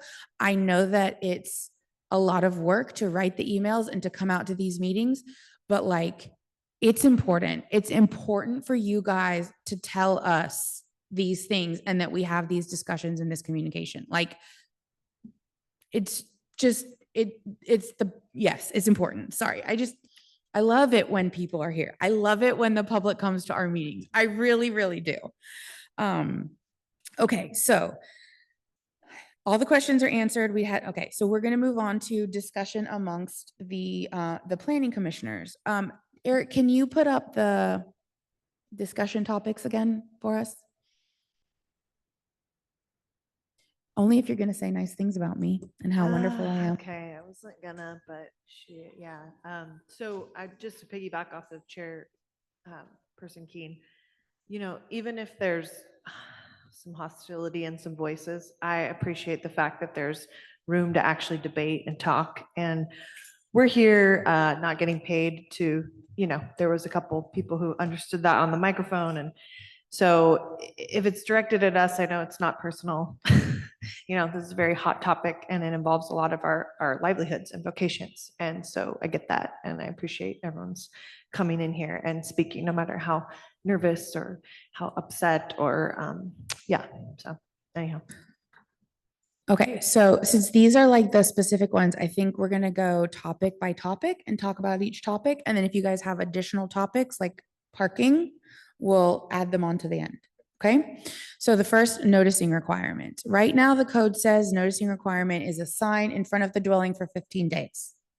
That's the current noticing requirement that we're proposing. I'm sorry. The current proposed noticing requirement is a sign in front of the dwelling 15 days. Yeah, in front of the property visible from the public view. Okay. Does anyone have any comments, thoughts, or alternative options to that? Or do we all like that plan? Can I? Yeah. Did you mention that the alternative that was proposed was to send out mailers? I didn't propose any So alternative. it's That is either a one sign alternative. Or sending out Or mailers? or homing pigeons, if that's what we decide. Like, it's open to options. So you don't like homing pigeons? They are. They're messy. Noticing, well, the sign out front, did it have any dimensions to it? Was it 4 feet by 4 feet? Was it just a postcard? It's usually legal sized paper, so 11 by 17. 8.5 by 14? 8.5 by 14, sorry, I 8.5 by here 14 proclaim, on a okay. yellow papered, covered by a Ziploc, so it's more weather resistant than not, and put on a wooden stake in front of the property, so it's kind of a visual target for you. And that's for new applicants only. That's for new applications, yes. Okay, got it. And that's a typical requirement for any project or business that gets approved in the city, is that correct? Any discretionary project, meaning anything that goes to hearing. So your administrative use permits, your conditional use permits, those will usually get both mailings sent out and a notice posted on the property. I modeled this one, again, with the idea of not overdoing it, was a model with our tree removal permit, which is also technically an appealable action. But all we require for that one is the posted notice. So it's actually a reduced measure than something that might be. Yeah, typically- I kind of feel like the mailings to the people is an expense that maybe isn't necessary, and that the sign in front of the dwelling is good. And then wasn't there also a comment about how, I think I got this mixed up now, like a public notice in the paper or something? So there was someone who commented like whether the notice applied to their contact information, which is our next topic that we're going to discuss. These are two completely different things. One, this is the notice that I'm applying to have a short-term rental. The contact information is a completely different thing. There should not be personal contact information on the notice of application. That's your, yeah. Yeah. What you're And saying. Commissioner Carranza, I think you're referring to, there was a comment about the legal notice for this public hearing, which we addressed, and then this is moving on to notice for the short-term rental permits. Yes, okay, thanks. Okay, so we're not going to do a motion or anything, but does anybody have any other comments about something other than a legal size sheet of paper notice in front of the dwelling? Seems Yeah, good. Okay. All right. Moving on to 24 contact information sharing. I like my information to only be with people that I want it to be with. So I kind of think it should only be with the city. Now, if the owner operator rental person wants to go hand it out to their neighbors, hey, more power to you. But I think that requirement is a bit of an overstretch, in my opinion. I could see it being very convenient for the city who has a little budget for compliance. Yeah. I think So it that benefits. I you think know, that the city could recommend, hey, you might want to share this with your neighbors. But I don't think that we should require them to give 24-hour. I it's see a lot of, mitigation strategy on the city's part, but it's not necessarily. yeah, great for I the just folks see that want a lot of opportunities for abuse of that. And I don't want people to be getting calls at 3 a.m. about nothing. So 24-hour contact information with the city or require neighbors. Well, you definitely want it with emergency personnel and the city and some form of contacting the owner of the property. But as far as, requiring you to give it to anybody or random people or even neighbors, that I think is a little bit too far, because that's personal. And I think that's a neighborly thing to do. Right. If I had a short-term rental, I would definitely talk to my neighbors and say, if there's any problems, please call me. Mhm. But I would not want Yeah. it to be required. That's just, I think, a step too far. Commissioner Heath? I was just wondering if they're already renting Airbnb, their phone number and everything's already posted on the ad. It is, but this is this is we're getting a call at 3 AM and that person's not picking up, but if we're calling at if the city has to call them at 3 AM because of a noise requirement or God forbid, a fire or something, they need to make sure that they have someone that they can get in contact with. Yeah, and that's a different process. And suppose I wanted a short-term rental and I didn't want to advertise. I just wanted to do it between friends. So advertising is up to the person who's renting or offering up the rental. So I like to leave it in the hands of the person who's in charge of that. I mean, I think I'm hearing loud and clear what Commissioner Heath saying as far as, you have the number to get a hold of Sarah at the vacation rentals. You have the number to get a hold of, usually there's guest book, and so they're gonna do what they're gonna do to say what the restrictions are and boundaries. So it behooves them to have that. And I've communicated random things that were not to compliance with the laundry machines at vacation renters before. And oh my God, I could go on and on. There's one horror story. I came back with bed bugs. But anyway, it's just like, yeah. And so getting a hold of people and asking about vents and things like that, it's like I was able to get a hold of them. And it wasn't like a cell phone number of somebody, but I went through that app process and got a response right away. So I think there's plenty of communication measures out there for. I think this is more for the city. Yeah. One for the neighbors. to Right. Get a hold Oh, of the owners yes. if there's an issue. Yes. But in kind of what everybody's brought up is, hey, there's an issue at 3 AM. Who do you call? I mean, there's a noise ordinance in the city. So if somebody's loud, you can call the police and the police would come and take care of it. Well, and the You know. police need a phone number to call of the person who's responsible for the house, because it's not the renters. Yeah. So I think that And should be and with they the would be city and only coordinated. used by city staff, Yeah. including emergency personnel. Yeah, exactly. I'm thinking of Internal appropriateness of who gets the owner's contact information. I agree, it's neighborly for you to give out your information to your Right. neighbors, but whether or not to make it a requirement for the 100 feet or whatever it was. Okay. I think it seems like overkill. So requirement for 24-hour contact information for city, and you keep it in the city, and then whoever else you want to give it to, it's all yours, but it's only required for the city on your application.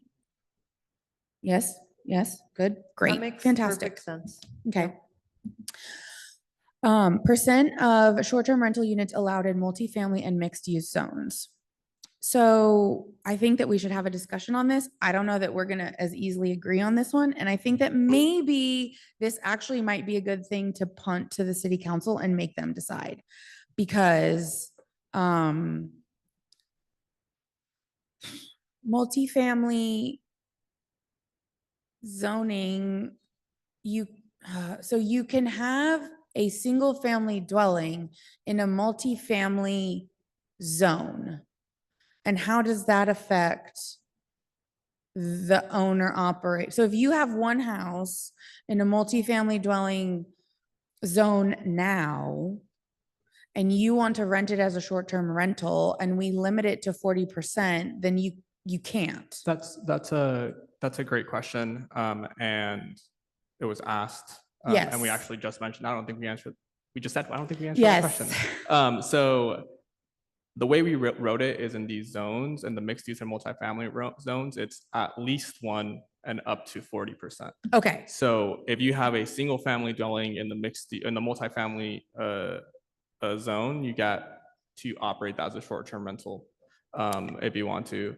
Right. You always get at least one. So in Jeff Oslin's case, the gentleman who came up and asked about his mixed-use development with just one unit, Mhm. he can operate that unit as a short-term And so if rental. you have 2 units, even though it's 50%, you can still operate one unit as a. Correct. I love that. I think that's a wonderful compromise.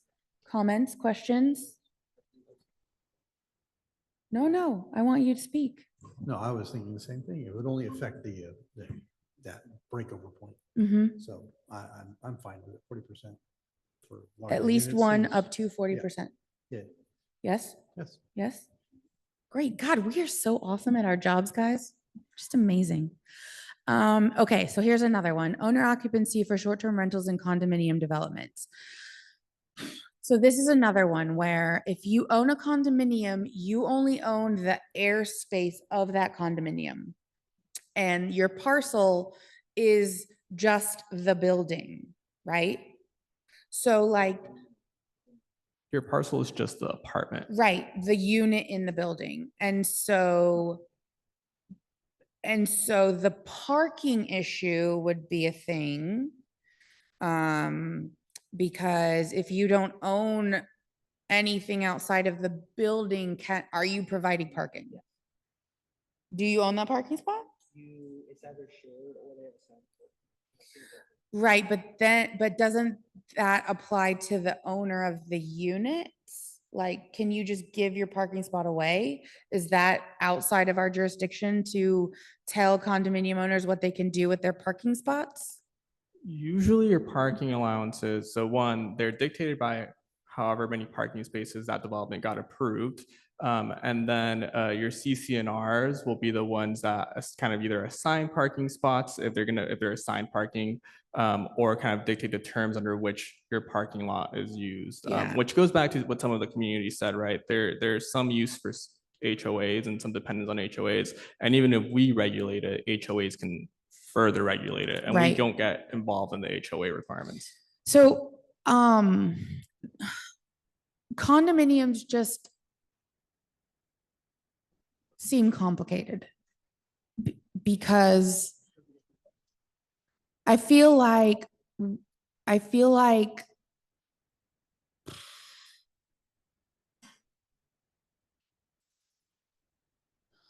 it's hard because because somebody else brought up, like, if they're using the pool or the tennis courts or the things and like, and they're misbehaving, how do you know who they are? Right? If there's just kids playing on the tennis court, but they're playing basketball or whatever, and you're like, who are you? Where are you staying? And they're like, whatever, you can't tell me what to do. I don't live here. Yeah, I will say we're stepping into a place where it's almost like the city wouldn't get involved. That's a civil issue that we're discussing, right?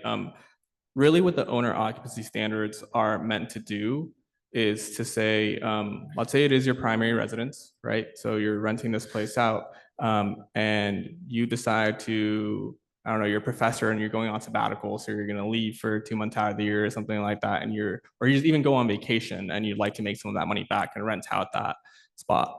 If that person is going out there and being a jerk to your neighbors, right, and you were responsible for making sure that they're not a jerk to your neighbors, you're gonna have to be the one to show face when you come back from that vacation, Yeah. that sabbatical. It's not meant to control all of these, like, minor, can they use my amenities or not? That's what the Right, HOA is that's for. the HOA, yeah. I was thinking more of like, if I own condo A and I own condo B, and I live in condo A, and I want to use condo B as a short-term rental, how does that work?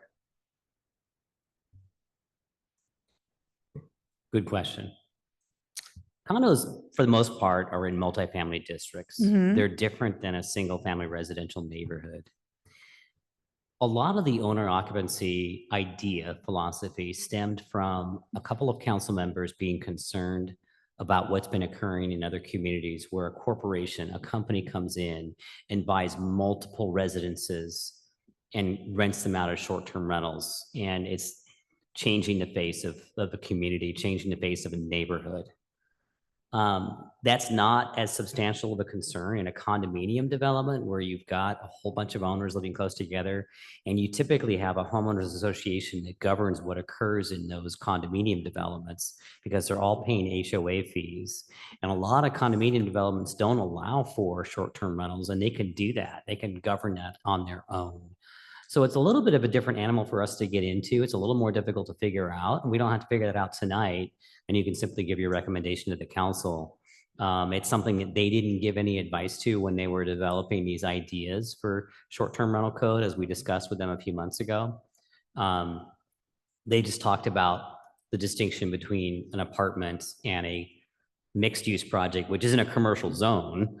And they talked about the protection of single-family neighborhoods, which is the primary focus of this amendment. And I guess that's kind of where I was coming around to, was like, I feel like condominiums, since they do typically have HOAs, we should kind of just be like, HOAs, you figure it out. You decide what you want to do in your condominiums. Yeah, so our recommendation right now with the ordinance does not include owner occupancy standards for the condominium units. I felt it was cleaner to leave that to the HOA. What then I think you should think about also, and maybe like you said, punt to council or discuss further at council, is that percentage of a multifamily development that is allowed to be a short-term rental. Because without the, well, even with, but at that point, we're doing kind of a first come, first served basis for the first 25 percenters that came in for that short-term rental, right? And whether we want 25% to be the total that they're taking away from the housing stock. Yeah. And I kind of feel like maybe we should stick with the at least one up to 40% for condominiums as well, because if people are paying HOA fees, they're going to want to say, and they're going to want to attend those meetings, and they're going to want to decide what's best for their communities. And so I feel like since there are HOAs there, we should just let them do their thing. Sorry, I just monopolized everything. Comments, questions, condominiums? We don't have to decide anything. We can be like, city council, you Well, I figure it thought out. There's a 25 and there's a 40. 25 for condominium developments. Yeah. At least one up to 40 for multifamily and mixed use, which I'm thinking is more like apartment buildings. I'm going to correct you there. Yes, please. 25% in multifamily development. So that's strictly only residential. 40% in mixed use developments, which are generally commercial below or commercial somewhere on the property. They're primarily commercial sites and you have some residential in them. The reason we went up to 40% with mixed use was because they're primarily commercial sites where you might already allow a hotel or commercial lodging uses anyway. So there's really no difference besides hitting that like occupancy difference, which some of you might be well familiar with for commercial uses. Okay. That's really where those numbers came from. Or like at the 40% multifamily, it's like maybe the commercial has like bigger square footage. Yeah. Down below. So Yeah. that's why it's not necessarily Yeah. 50. Well, that's the at least one up to 40%, which makes total sense in mixed use, I think. But it's those little condominium and apartment buildings where not, I mean, what do you guys think?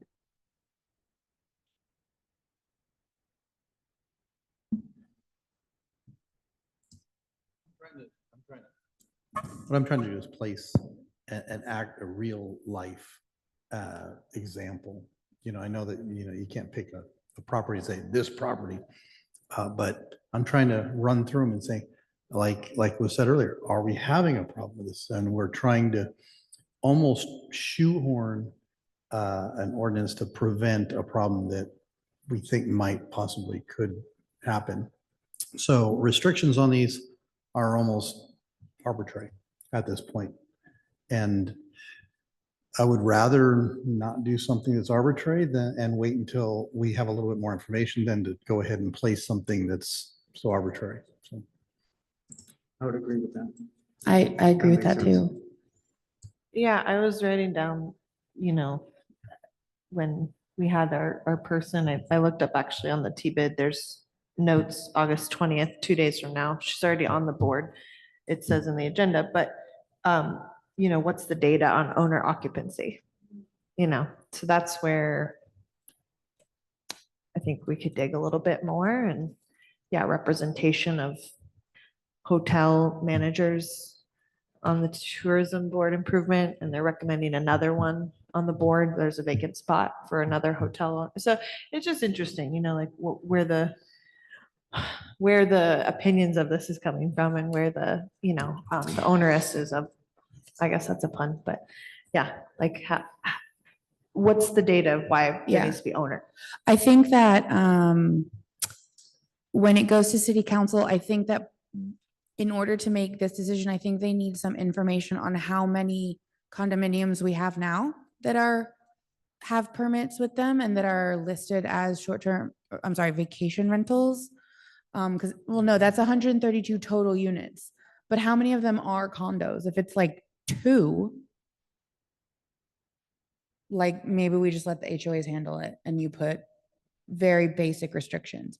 If it's like half of them, then then that, so those numbers and data are important when it goes to city council, and we're gonna let them figure it out. Just something I want to clarify too, because I heard this might have been part of the question that I missed, but that percentage, that 25% isn't based on whether you're a condo or not. It's Right, just for multifamily. multifamily. The other component that I wanted to just, I guess, be forward with is we have not regulated short-term rentals to a super heavy extent. So we have some information. This is part of the issues that we were running back when we were trying to create this ordinance, right? But things like owner occupancy, right? That's really assessor's data, and how many of them are operating as, homestays, whether there's someone there with you. I don't know. We don't collect that data now either. And so that data just isn't really out there. That would be something though that a consultant would do. I as just part mean of of the verifications. 132 we have now, letting the city council know how many of them are in the multifamily place, district zone.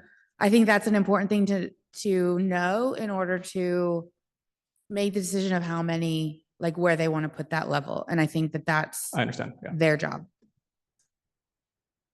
So we're going to recommend you provide them with more information. Understood. Okay, cool. And then there was a question too. Yes. About, I think it was the Paso Vacation Rentals representative. RVs, tents, glamping. It wasn't a joke. It's a big deal. Yeah. So I don't think that's necessarily in our preview of what we're asked to comment on. But then again, there's this big. Yeah, and I think that those are in not the- considered dwellings. Right. And Those are considered recreational vehicles or vehicles because they have wheels. yeah, they're, yeah. So, Tents, glamping, I've seen things like oh my that. gosh, can I put a tent on my property and no, I can't no. Airbnb that? Dang No. it. Definitely has They're to be definitely a, out there. That would be but epic. has to be a legal dwelling unit that's been permitted as a They're out dwelling unit, a permanent dwelling unit. But thank you, because sometimes I get lost in the jargon of planning and just think everyone's following along. I think someone also asked earlier, by the way, what is TOT? Transient occupancy tax. So if you're running a short-term rental, hopefully you're familiar with that term. But if you're not, transient occupancy tax is what you should be paying. We should be registered with the city. You should be paying once a quarter. It is how we collect that tax on each short-term rental, whether it's a hotel or one of these out of a dwelling ones. So yeah, so any vehicles, things with wheels are not included in this. Yeah. Okay. Okay. Fee Economy. structures is not a discussion here either, but Yeah. that was brought up a lot. It was, and I think for fee structures, that's gonna be up to staff, providing how much it's gonna cost to do the things we want to do, and city council is gonna set those. So unfortunately, we don't have anything to do with money. We don't get money. We don't Well, send there was money a anywhere. component of if we as a community are wanting to give input and as a body representing the community on whether a third party that's going to be, astronomical amounts per year fee versus, there was a little gloom and doom comment Sure. about that. Like maybe then that would make the city staff, very appropriately want to up fees because we have to mitigate the cost of all those things. So. Sorry, did you want to say something? Well, while we're on the topic of fees, it's inherently difficult to deal with a fixed cost. So, you never know how many times you're going to rent your property. So you're paying this fee out up front, hoping that you get enough people through to make it beneficial for you. So anytime there's a fixed cost like that, I would like to see the staff and the council work as diligently as they can, and they often do, to keep those costs as minimal as possible. And then maybe even provide a percentage or some other type to offset the cost of these rentals. But $800 to $1,000 a year, it really dips into that profit that you're trying to make. And you got to understand that a lot of people that are moving into these STRs are really they're young people trying to build generational wealth. They might have one, they're not like, a famous guy with lots of hotels who, you know, has many, many properties, some of the greatest properties in the world around, you know. So, you know, we're all not born with excess income. And so I've built my income off of a single rental. And I can imagine that a lot of people are going to have these STRs, and owner occupancy is going to be fit right in with them. So I don't think it's really going to affect them because they're already living there. But the costs of the fees might be daunting, and you don't want to walk someone into being illegal because of $1,000 that they can't do it. So they say, well, I'll do it later. And then here they are not in compliance, you know, so do whatever you can to keep that cost as low as possible. Thank you. And I think that that sort of goes two ways. One, what is the difference between the city just hiring somebody? Like, why wouldn't we just hire somebody to do this for us? What is the benefit of doing it through a person? No, I'm sorry. My brain just like rebooted. Through another company, a consultation. That's not the right word. I'm Let sorry. me fill in some blanks for you. Thank on- you. On the whole fee thing. First of all, on the fee thing, it takes a lot of work to figure out a fee. We don't just come up with a number and say, oh, this sounds about right. What it takes is we actually have a fee consultant that works for the city, and they monitor how much time do we spend on a Airbnb and application, which involves us going out to a property, inspecting the property for health and safety. And it also involves us doing administration and paperwork in the office. And then there's some annual follow-up each year. So we have to look at those things. We also have to look at the cost of us hiring a consultant to help us track the Airbnbs and do enforcement. We can't charge a fee for the tax collection portion of it because you can't charge fees to collect taxes. So that's separate, but we have to kind of go through this whole motion of analyzing all the costs it would be for staff and get cost recovery. That's what the fee is based on. The other part of it that you're asking is, why would we hire a consultant to do this extra work? We hire a consultant because they have really good software and we can't afford to buy that software. And what that software does, it tracks all of these advertising sites to find out folks that are advertising a rental, but actually not registered with the city.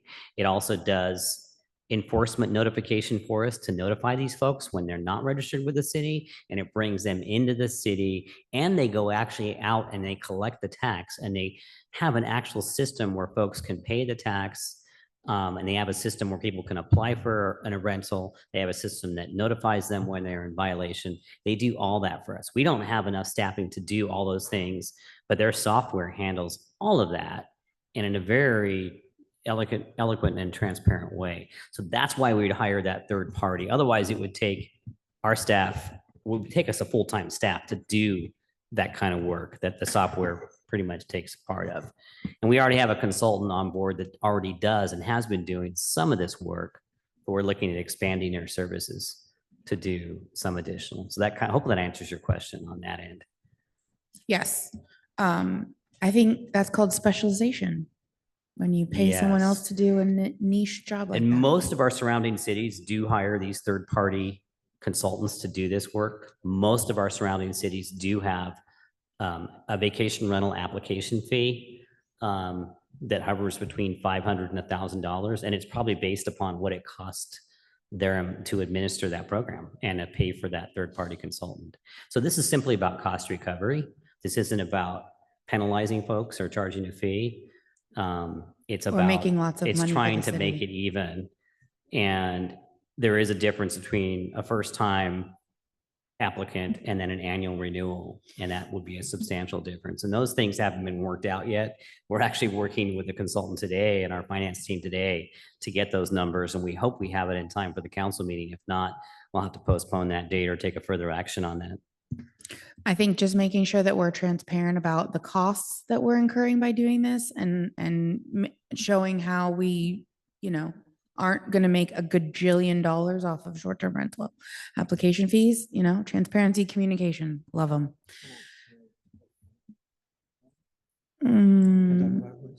Yes. So Eric, when we were talking about the condos, Eric had brought up that for instance, a professor might own a condo, he goes on a sabbatical and he rents out his condo for a month. Charging that high of a fee would completely get rid of that. Because if the only type of person that's going to be able to afford that fee and all the taxes that go along with it and turn a profit is going to be somebody who's going to do this year round. It's not going to be somebody who wants to rent it for a month while they're away on vacation and then come back. So that high of a fee, I would argue, is going to hurt businesses. People, typically when people are starting up doing this, that's how they start, is they're starting small and growing over time. And this sort of fee, I think, would inhibit that. Yes, exactly. And what the council does when we report fee information to them and tell them what cost recovery is, they have an option to subsidize that and say, well, we want these and we want to support them and we want to lower the fee. So we as a city council are going to decide to use taxpayer money to subsidize this fee down. So that is an option for them, but we are simply there to report to them what it costs our team to run this program and to run the licenses and to go out and inspect the properties. That's all we're doing. Understood. Thank you for that clarification. That's helpful.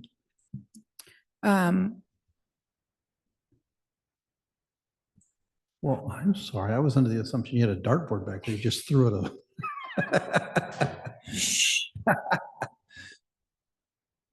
No, very good. Very good. I understand that, you guys have always been really good about only charging what you absolutely have to. But I'm just raising the question, what are we trying to accomplish here?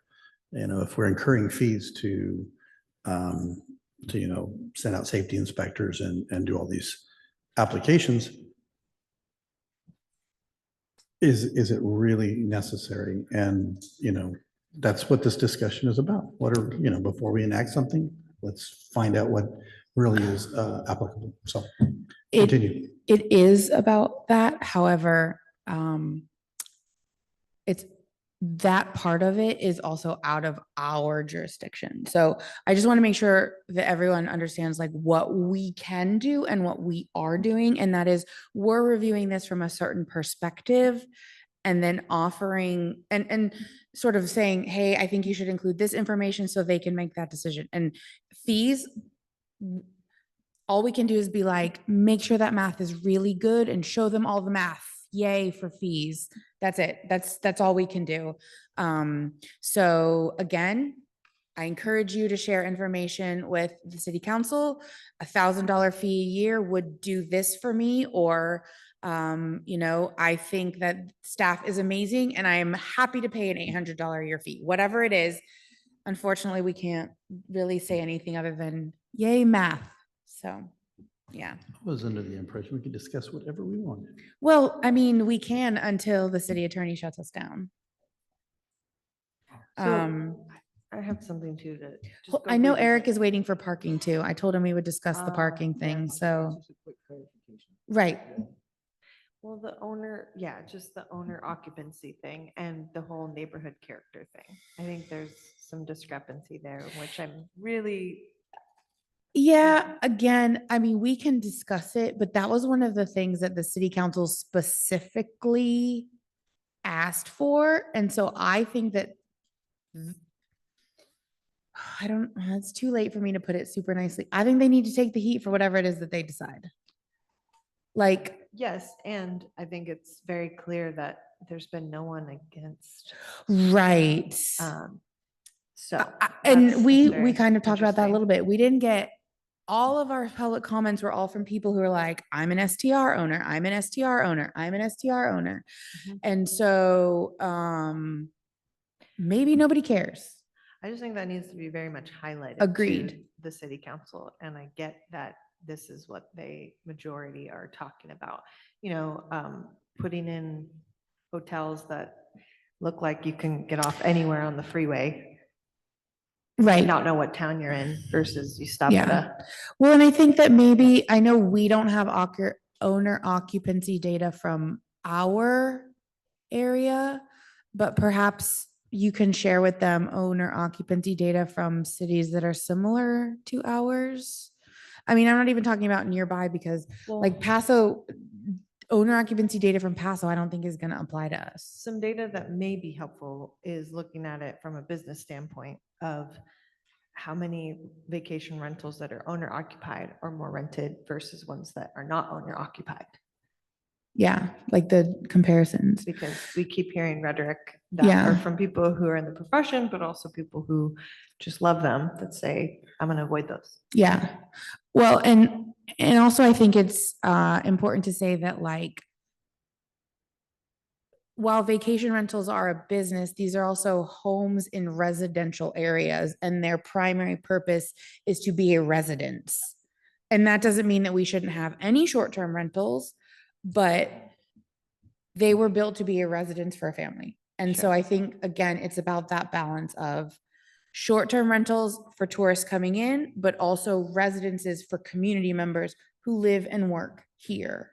Sure. And I also heard the flip side of that, which I'm not saying I'm on like this flag Yes. thing, but you know, the rundown long-term rentals versus curb appeal. And, you know, then you get into, in my mind, gentrification and all these other things going on. So, and raising taxes because of all these other improvements, you know, it goes on and on. I'm going to share a secret with you.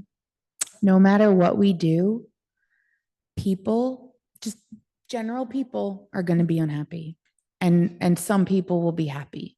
And that does, whatever it is that we choose to do. And that's kind of why I want the city council to decide on owner occupancy so that if people are unhappy, they get paid the big bucks to hear the complaints and we do not. But I think it's an important discussion to have to make sure that people know that we're thinking about all the sides. Definitely. That's Yeah. just why I hit the Yeah. microphone. Yeah. Anybody else? Any other thoughts on owner occupancy? One way or the other? For, against? Don't care? Oh, I know you care, Jason. We're good? That's good enough, yeah. Great. Parking, go for it. The mic is yours. Yeah, somebody had brought up parking as an issue. I just want to clarify. So all single-family residences in the city of Atascadero are required to have 2 parking spaces on site, correct? With the parking requirement for short-term rental, are you going to require additional parking above and beyond the already required 2 parking spaces? No, I specifically said 2 parking spaces because I figured that existing single-family residences that were permitted will have complied with that already. So then do we even need any parking requirement listed since it's already included with the single-family residence? Yes, so what I was intending with when I was drafting this is there will be people who, even though let's say built a garage, as we know, there's many people out there who do not make that garage available for parking, right? If they're a driveway and they left town, but they own multiple cars, they might have multiple cars in there. And so what they're agreeing to with their leases should be, hey, if you're gonna come in, there's gonna be 2 parking spots available for you. Please only bring 2 vehicles. But we're not limiting it to only 2 vehicles.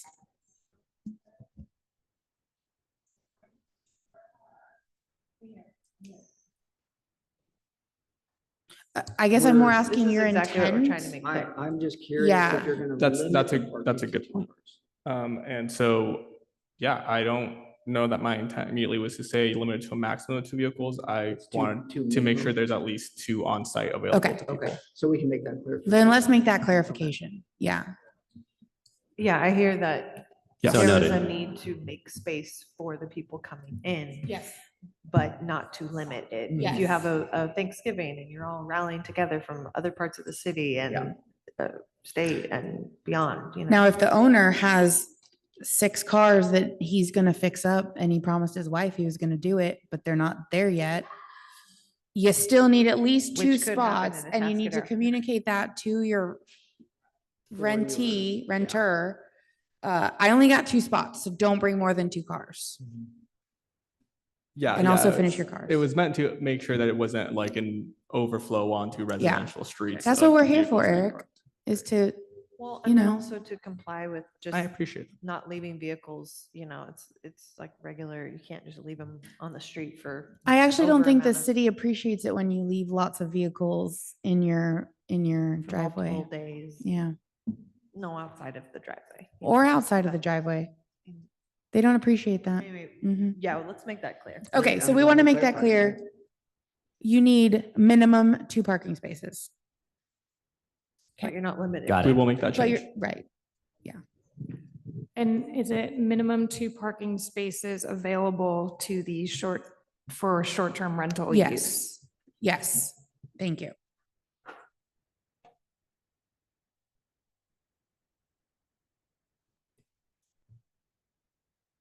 What did we not cover? What did we uncover? I think we uncovered that Eric is not perfect. We did,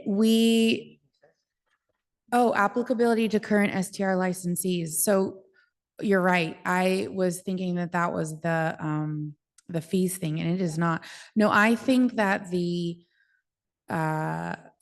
grandfather clause that is proposed, that if they are working, operating in good standing with the city, they've paid their taxes and they're good, then they can keep operating as a short-term rental, even if they're not owner occupied. There's 32, I think, that are not, But or 31. Yeah, if I may clarify. Yes. What this last bullet means.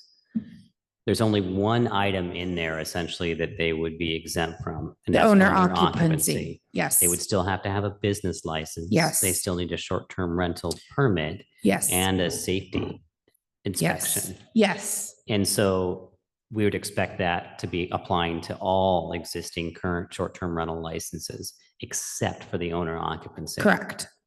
Yes. That's our Refer recommendation. that to the city council. but I mean, Owner occupancy requirement in general. I think that if there is if they're going to put in an owner occupancy requirement, that owner occupancy requirement will not be applied to current STR owners and licensees, but all the other stuff will. And that is what the council had asked for with this draft. Yeah. Yeah. So we can, if someone wants to change that in the motion, they can. I just think that, again, if they want to change that applicability, since that's what they asked for, go for it. There's more of a question than an answer on this, but. Okay. It's in regards to, what if we didn't think about it as this blanket, no more owner occupancy, but a cap on how many more are allowed? I'm just throwing it out there because Yeah. it's something that's an alternative to Yeah. a yes or no answer or a black and white answer. So that's, And I know that the majority of the councils or the commission seems like we're just gonna punt it to the council. I mean, Um, so it's here's my worth a thing is the discussion. council had very clear. So the council clearly had goals in mind when they asked staff to do this. I did not get a memo on what those goals were before this was introduced to us, other than what staff has told us, which is fine. That's totally fine. So on these things that are specifically what city council asked for, I think we can give some feedback like, hey, think about maybe a cap instead of essentially the I'm just cutoff is. suggesting that that's an alternative. Right, that the cutoff they is should look November at. 1st, 2025. And so essentially, there's no limit as to how many people can get in before that, right? That's not very long from now. That's true, but Yeah. there's no limit. If they're proposing a cap, have to know like, about it. I mean, I don't know how you pick a cap number. 150, 250, 350, 650, I don't know. And so again, city council had goals in mind. And so while we can say like, hey, throw in a cap option. Yeah, I just think, again, for the people that are here or listening on Zoom, or the folks that are gonna fold in and know about it and learn about it after this Mhm. meeting, you know, it's important that, at least sitting in this side of the room, what I've learned is it's nice to be able to, have discussions where you're trying to be a solutionary and not just saying what you don't like. all the Yeah, time. So yeah. Well, and that's I where I'm think coming that from. us talking about it may inspire some community comment about like, hey, did you think about a cap? And then staff can talk about it. City council can talk about it, the pros and cons of caps and how do we pick the number and blah, blah, blah. I didn't mean to dismiss it like that. That was incredibly dismissive. I'm sorry. It's okay. I don't take it personal. Thanks. One more point I should just bring up into the public record in terms of just advice to folks right now that have got their foot in the door and they want to get a short-term rental license now and be grandfathered in. There is a stipulation here that you have rented that at least one time in the last 4 quarters prior to November 1st. So get a move on. And get a paid- move on. And paid your TOT. Yes. So you It's can't just not- come in and get a business license and think you've got a short-term rental. You actually have to have Right. paid transient occupancy tax and actually renting that unit out and are active. Yeah. Thanks for clarifying that. So what's the November 1st deadline? Thanks. The November 1st deadline is when the 2026 applications get to be started.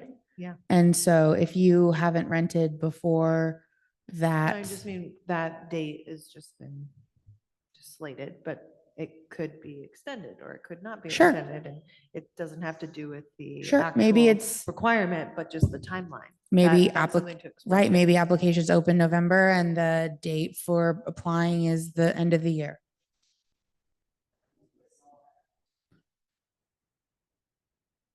Public comments closed, sir. Sorry. Yeah. But anyway, you are an advisory body. You can make advice to suggest anything you want in terms of if you wanted to say, I want to put in a cap, I would like to do something different. That's what this discussion is about. You've had our analysis and you've had the council's kind of framework, but you can suggest anything. Yeah. And we will bring that forward to council for their deliberation and discussion. And right now, it's slated for September 9th. If we are able to get there, if we can get a recommendation from the commission tonight. Thank you. I think that I wouldn't know where, I wouldn't know how to recommend a cap. Well, and I don't think we're necessarily needing to say, oh, because we could just come up. I'm not saying we need a number right now. I'm saying that that has not been an alternative that's been discussed. So every decision we make, every time we see that the, you know, options is either to approve, deny, or say that we don't have enough information. Information. And that's what I'm suggesting, that there's a piece here of looking at alternatives that could be really important for the long-term future. That's Well, not just saying. But maybe no, the cap is 132. And that's what they're basically saying right now. Yeah. Yeah. You're saying the cap for the non-owner occupied short-term rental? In single family specifically? I'm not giving a number, but I'm just saying that Yeah, no, I that's, understand. that's just not, that's just not been discussed. Well, I mean, it kind of has, because that's what they're doing now is putting a cap on it. Yeah. But of those, some of them, I don't know, some of them could be owner occupied, like Yeah. of those 132. Yeah. We don't have that data either. Right. So. But by giving a cutoff date, that's putting a cap on it. It's just not a number cap, it's a date cap. It's open to everybody. Yeah. And then the way it caps short-term rentals. It would be a different, would be a Well, timeline, it would be. Yeah. Another way to cap short-term rentals is what a lot of other communities are doing with the radial map. You can only have one every 300 feet or so. Right. And at least this way, it gives every property owner the right to have a short-term rental. on Yeah. their Properties. The Rather- radio map rather than sounds like saying, a "Oh, giant your pain in the neighbor butt. did it First, so Mhm. you're out of luck. Yeah. So, okay. Yes. At this point, would it be possible to just make a request to the city council to clarify their goals so that we have, and have them look at possibility as caps being added into the discussion Yeah. so that we can move forward. Yeah, thank you for Because I that, think because we're I'm kinda not trying to be spinning a our wrench wheels. No, no, here. It's yeah. just more like, okay, I'm not ready to blurt out a number. I'm not qualified to make that number. Right. But I'm saying, why isn't that being a part of it? Right, but, and also applicability to current licensees. I mean, that's the other option is the radial limit, right? Like when you apply, if there's one within 500 feet, you can't do it at all. Absolutely not. I mean, that is another option. So Commissioner Anderson, you had a solution Just about how to, what is our recommendation on this? Well, I was just wondering, is it possible for us to make a motion to move this forward, just simply to request additional information from the city council at their next meeting for the goals that they're trying to accomplish? so we want them to tell the public, or we want them to come back and tell us so that we can advise Well, more? this is a resolution for us to basically accept some notions that we're not really clear on. We're not really clear as whether or not what we would like to decide on this. I'm okay with the way the resolution is written. Mhm. I don't really have too much trouble other than the maximum of 2 parking spaces. You have 3 acres. It doesn't make much sense to do that. And, now that it's been explained, the consultant and the costs that are involved in monitoring this to make sure that they're run correctly, I certainly want to see these STRs run correctly. We're in the West, but not the Wild West, right? And so it's nice to have some teeth in some sort of ordinance so we can accommodate people who want to make money doing this and keep it well suited for our community. So I'm okay with this, with the small changes that we've made, but it seems like we have some more discussion to make and some misunderstandings of what are actually the city council's trying to accomplish. So, Right. So if we're not sure what they're trying to accomplish, we can either rely on staff and say, they got this and just move ahead with the resolution, or punt it back to them and say, hey, have some more discussion and bring us something a little clearer. Does that make sense? So, If I may, yes, chime yes, in. please. Essentially, what Commissioner Anderson is asking for sounds like he's asking for a continuance for more information. Now, the city council has deliberated on this topic twice. They did it at strategic planning in February, and then we brought the topic back to them for further clarification about what they were looking for. We did give them a whole host of options. A cap, which is what our surrounding communities do, was one of those options. But this is the option that they selected. And it was primarily for stopping these corporations from coming in and buying multiple units, and primarily for neighborhood preservation, and to address issues that they're hearing in the community or their constituents are bringing to them.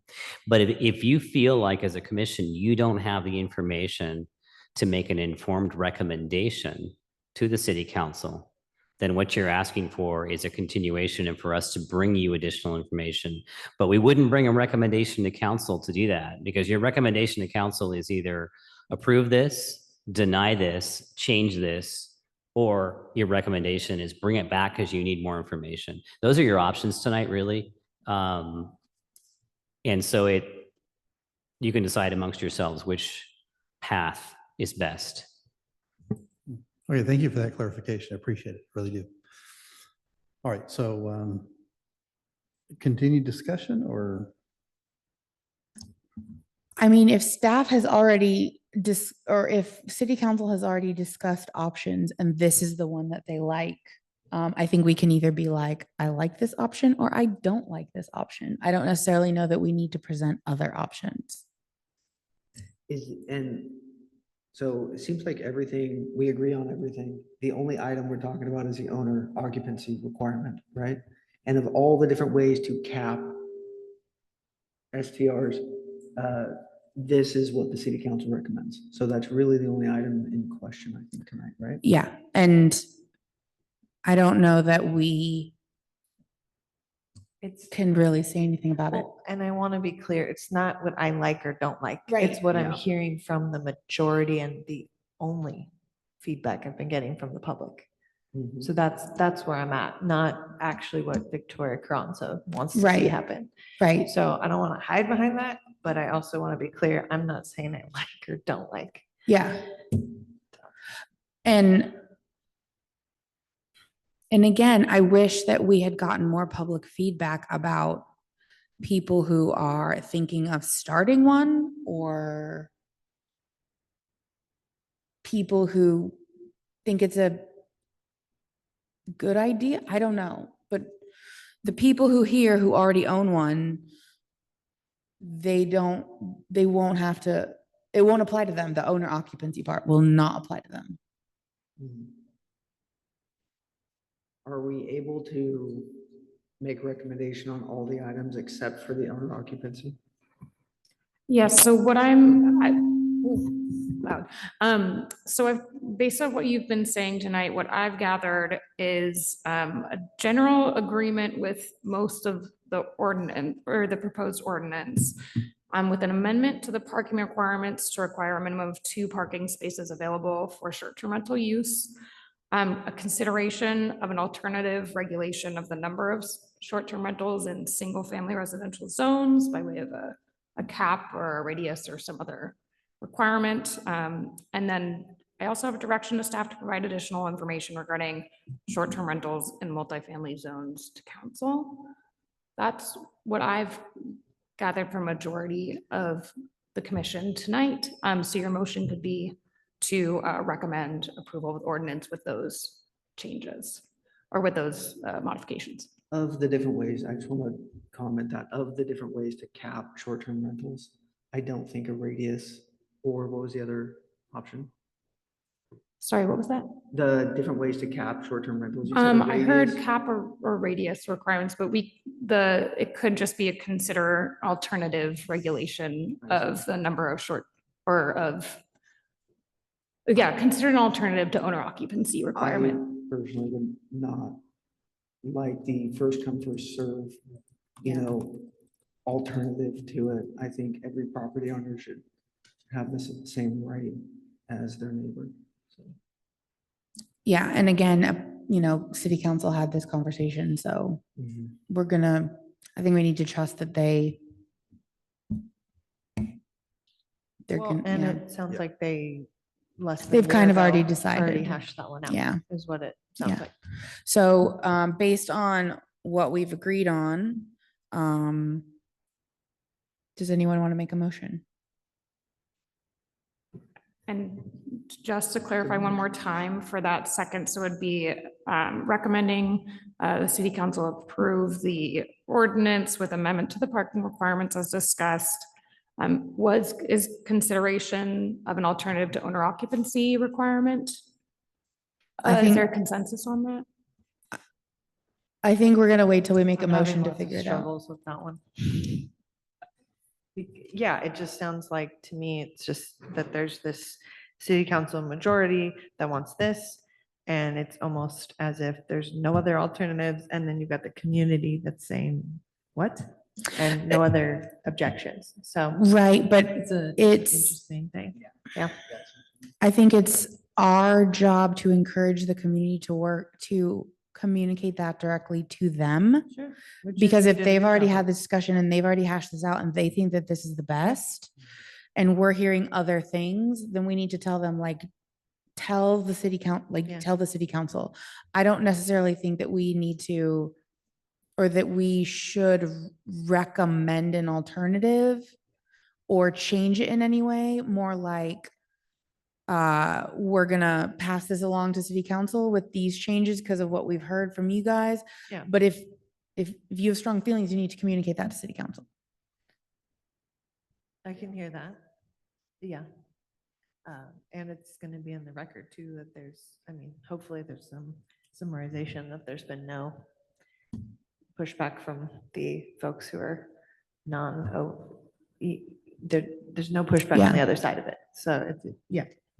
Anyhow. Okay. Okay, so hearing that, just to simplify the motion again, that's what I'm hearing, it'd be a motion to recommend adoption or recommend the city council adopt draft resolution. Oh, sorry. Motion to planning commission to recommend the city council adopt a text amendment to Title IX to add definitions and standards for short-term rentals based on findings with an amendment to parking requirements to require a minimum of 2 parking spaces available for short-term rental use, and direction to staff to provide additional information regarding short-term rentals in multifamily zones to council.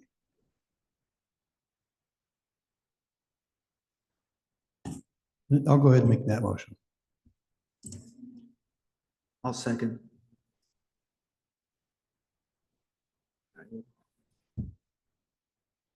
Can you say it one more time? The motion that was made. So it'd be a motion to recommend the city council adopt a text amendment to Title IX to add definitions and standards for short-term rentals based on findings with amendment to the parking requirements to require a minimum of 2 parking spaces available for short-term rental use, and a direction to staff to provide additional information regarding short-term rentals in multifamily zones to council.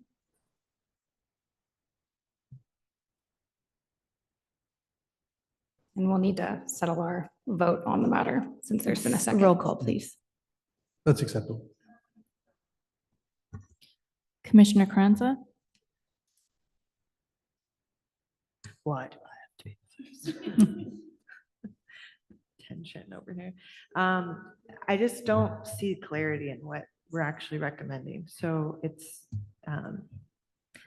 So what we can do is if there's not clarity, since we have a second, we do need to move forward with a vote.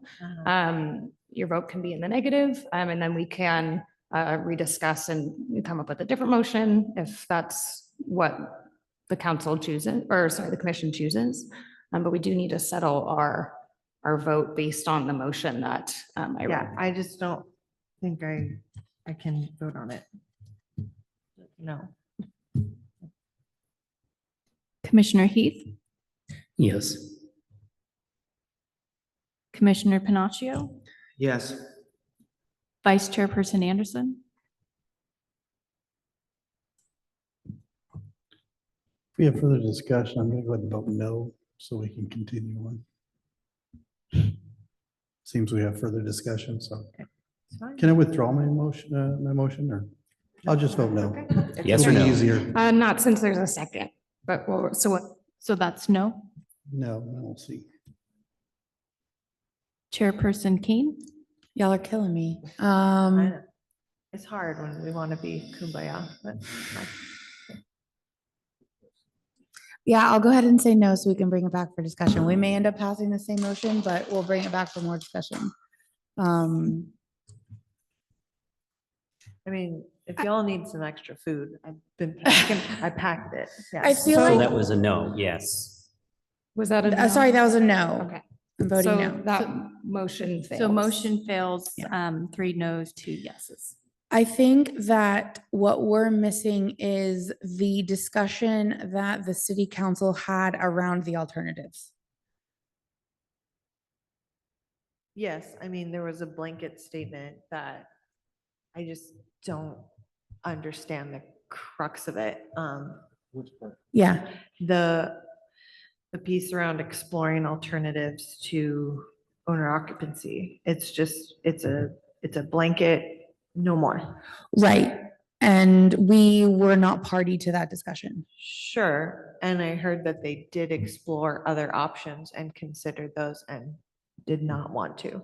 So it's almost as if we're saying, okay, well, we can't recommend anything more because they've already said no. But yet they're wanting us to give feedback. So. Well, I don't know we're that saying they, We can't do anything. I don't know that they're wanting our feedback, but as our role Like, in that's this. why we're here. No, but that's because it's our role in city government. We have a right to be here and be an advisory board. That's our purpose. Whether they take anything that we say under advisement when they've already very clearly explained to staff what they want is not, we have no control over that whatsoever. And I'm not saying that we should just be like, well, they've already made their decision, we should just pass it. I'm not saying that. What I'm saying is our role is very limited and we can advise things. And if we want to advise, like, we think you should relook at caps, we think you should relook at radiuses, we think you should relook at alternatives to owner occupancy. If that is our advice, that we think they should relook at it, then we advise that. I guess maybe I need to make that motion then. Yeah. And then see what happens. But I just as wanna- Part of a discussion, what do you recommend as an alternative? No, I don't think we need to recommend an alternative. It's Mm-mm. not No, that. I mean. Because I'm not the one with the data and Right. I had to blurt that out right now. I'm But I sorry. do want to clarify that discussion has already happened. But what is that? Because we don't have that in our report. So then we can ask staff, we want all the notes and the things about that. We want all that data that they discussed. That's what I mean by the recommendation. So And are that's you our requesting continuance. More information so we can make a decision one way or the other? 'Cause Yes. It sounds like to me, the options are requesting more information from city council to better understand it so we can make a decision, or deferring that back to them and saying, everything else we're okay with, but we want you to make the recommendation based on your knowledge, and the there's fact that an- you've been elected to city council. It Well- just, okay. It just seems like there's a theme of a fear that there's going to be a bunch of X, Y, and Z happening if we don't do this, but then there's no evidence. There's no clear evidence of what's gonna, and I don't have that tonight. Yeah. From this. So And that's where I'm having a I hard time. agree with you, and that's why I was thinking we are hunting that back to city council and trusting that they've collected that information, they've met on it multiple times. And so, like, yes, we are making a recommendation. So if we want to say, like, we're not recommending owner occupancy, but we're also not recommending it. Like, I don't know how to phrase that exactly, but You can make an alternative recommendation that includes well, something different. or but you we don't can have s- enough information to make an Then you need to, alternative. then your other recommendation. option is then to continue tonight's hearing and ask staff for specific items to bring back to you. Is that what you want to do? What specific information are you It looking may for? be a moot point, and I get that that's where you guys are at right now. Well, No. The owner occupancy seems to be the sticking point. Yes. Because it's going to restrict people from future. It's a big abilities one. to- It's a It's big gonna one. So, restrict somebody from buying a bunch of properties. if we're going to restrict that, we need to know what the That's goal what I'm is. having and a what we're problem trying- So I'd like to with. continue this discussion and request from staff to give us some very particular numbers as to how many estimated STRs there will be, and how many of those do you think are going to be affected negatively by this occupancy requirement? I think, I don't know if you could even do that. I think kind we're of looking at accurate. this wrong, like from the wrong angle. So city council's goal said that they're concerned with corporations coming in and buying up a bunch of houses. Right? And making them into short-term rentals. Yeah. So why does an owner have to live on it? Why don't we just say, if you can have one registered short-term rental in Atascadero, period? Yeah, that's Like where I'm like, I one. don't Well, understand that that's the solution compared to what the goal is. And that's where Right. I'm not understanding. Right. We're Well, trying, there's more There's questions ways than I a- have there's ways answers. around that. There's gonna be ways around May everything. I though. interrupt for just 1 second? Commissioner? Yes. I think, trying to be as helpful as possible here. So I hear you that there's kind of some nebulous information regarding the owner occupancy standard and what it's trying to resolve. The owner occupancy standard was definitely the preferred option by city council. At the informational hearing back in October, we did provide them with what basically other jurisdictions were doing, which included the buffer, which included the cap. And the direction at the time with the council at the time was, we think that a lot of these other requirements might be too much, and we think that they might get resolved with the owner occupancy standard. I think the recommendation could be modified to say, hey, this audience wasn't here for that information session, but we do, understand that there was a preference for the owner occupancy standard at the time. Maybe once they hear from the neighborhood, the people who are affected, they'll consider otherwise, but you can do that at the position where you're talking to people who wanted to the standard, which is city council, which I feel like is what Tori was saying. Yes. With that being said, I'm gonna share my screen really quickly. And I hold won't on. say that. No, I will. Were we invited to this informational meeting about short-term rentals? Because if we're gonna have to vote on recommendations for things, we need to be there. Like, we need to be present for these city council discussions. So were we specifically invited to this informational meeting, or did I just miss it and it's completely my fault? It was informational, so it wasn't a hearing. It was, I believe, the director's report. So it was a regularly scheduled city council hearing. It was noticed. I'm looking at the hearing dates now. Okay. So there was two different dates where this was discussed. Once was at strategic planning back in February, and then it was rescheduled for a city council hearing as an actual topic item where we reported back to them on this particular topic. And I can look Yeah. up those dates and give you that additional information right now. If you just give me a moment. No, that's totally fine. It's So it just, was these were regular city council hearings Mhm. open to the public for discussion. The thing is, at those hearings, there wasn't notification given to the entire city like we have done tonight for a code change when the city council does general discussion. So this is the first time that the city has done notification, which is why we have the public here on this topic to provide direct feedback.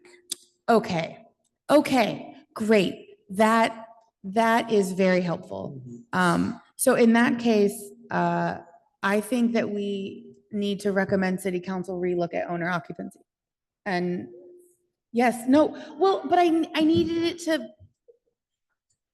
No. I and I'm needed to not being dismissive of understand you either, the that, like, process. No, I know, yes. I know. I mean, it's Does that like, make sense to we might be you? hungry and tired, but ask me how much sleep I got. Yeah. I don't think So- we need to continue this. I think we need to recommend to city council that they relook at options based on public feedback. So I have a recommendation up on your screens that I kind of just put down. Oh, It look looks at that, y'all. very similar to what Taylor had read the first time. With direction to, but hopefully it helps for it to be kind of on the screen and visual. Okay, so I think, yeah, direction to, explain, not concern, but explain why they think that's the best option. Findings, thank you. Findings Where the regarding, Like, I don't think. that yeah, like there's why findings. do they think that that's the best option, and review alternatives? Yeah, because concern, that's like a very loose. Well, it's not- concerns not like a they're very- concerned about the, yeah, Well, it doesn't anyway. have any teeth. And to clarify, your direction is going to be to staff to clarify the findings that support or underline the owner occupancy requirement. You would not be directing council to explain themselves. I imagine that Would might we? be But- part of the discussion, but your direction is to staff to bring this up so that it is brought up to council. Also, that Yes. it's part of the packet, I think, going forward. of Okay, what then those yes. things were. Okay, yeah, that We're makes sense. directing staff to explain our concerns that we have heard at this meeting regarding owner occupancy requirement. Yes, yes. Correct. Thank And you. that goes back to your comment to saying, hopefully, we'll be noticing the next hearing as well. You all are present and providing the same level of comment you did here and kind of reifying that concern for our city council on Seems top like of there's planning commission. Yes, Intrinsic motivation to do that. yes. What is to provide additional information on the number of short-term rentals and? So that's multifamily how zones? many short-term rentals we currently have in multifamily zones, so that, and that's for them to That's decide. just current information for them to. Okay. Yeah, because they want to do that 25% in multifamily. Yeah. And so I think that they need to know how many we have currently to see if 25% Is reasonable. Is high, reasonable. low, Okay. of the development. Yeah. Yeah, I feel like you guys are humoring me on one hand, but also No. this is really I like think a big we're- pause for, I think, good reason. Agreed. Thank No, you. This was a great discussion. Okay. Yeah. I think it's saying it a similar thing in a different way. The Come on. explain concern, yeah. No, the staff is going to explain to city council the concerns they have heard tonight regarding owner occupancy From us in the community. from us and the community. Okay, direction to staff Yep. to explain. concern. So the direction is direction to staff. Uh-huh, okay. Can you put staff in? Well, it says staff recommendation at Oh, the top. I right? know, No, but it's all what if, kept. you know, Okay, you wanna make that motion? yeah, yeah. Yeah, I'm looking at you. Yeah.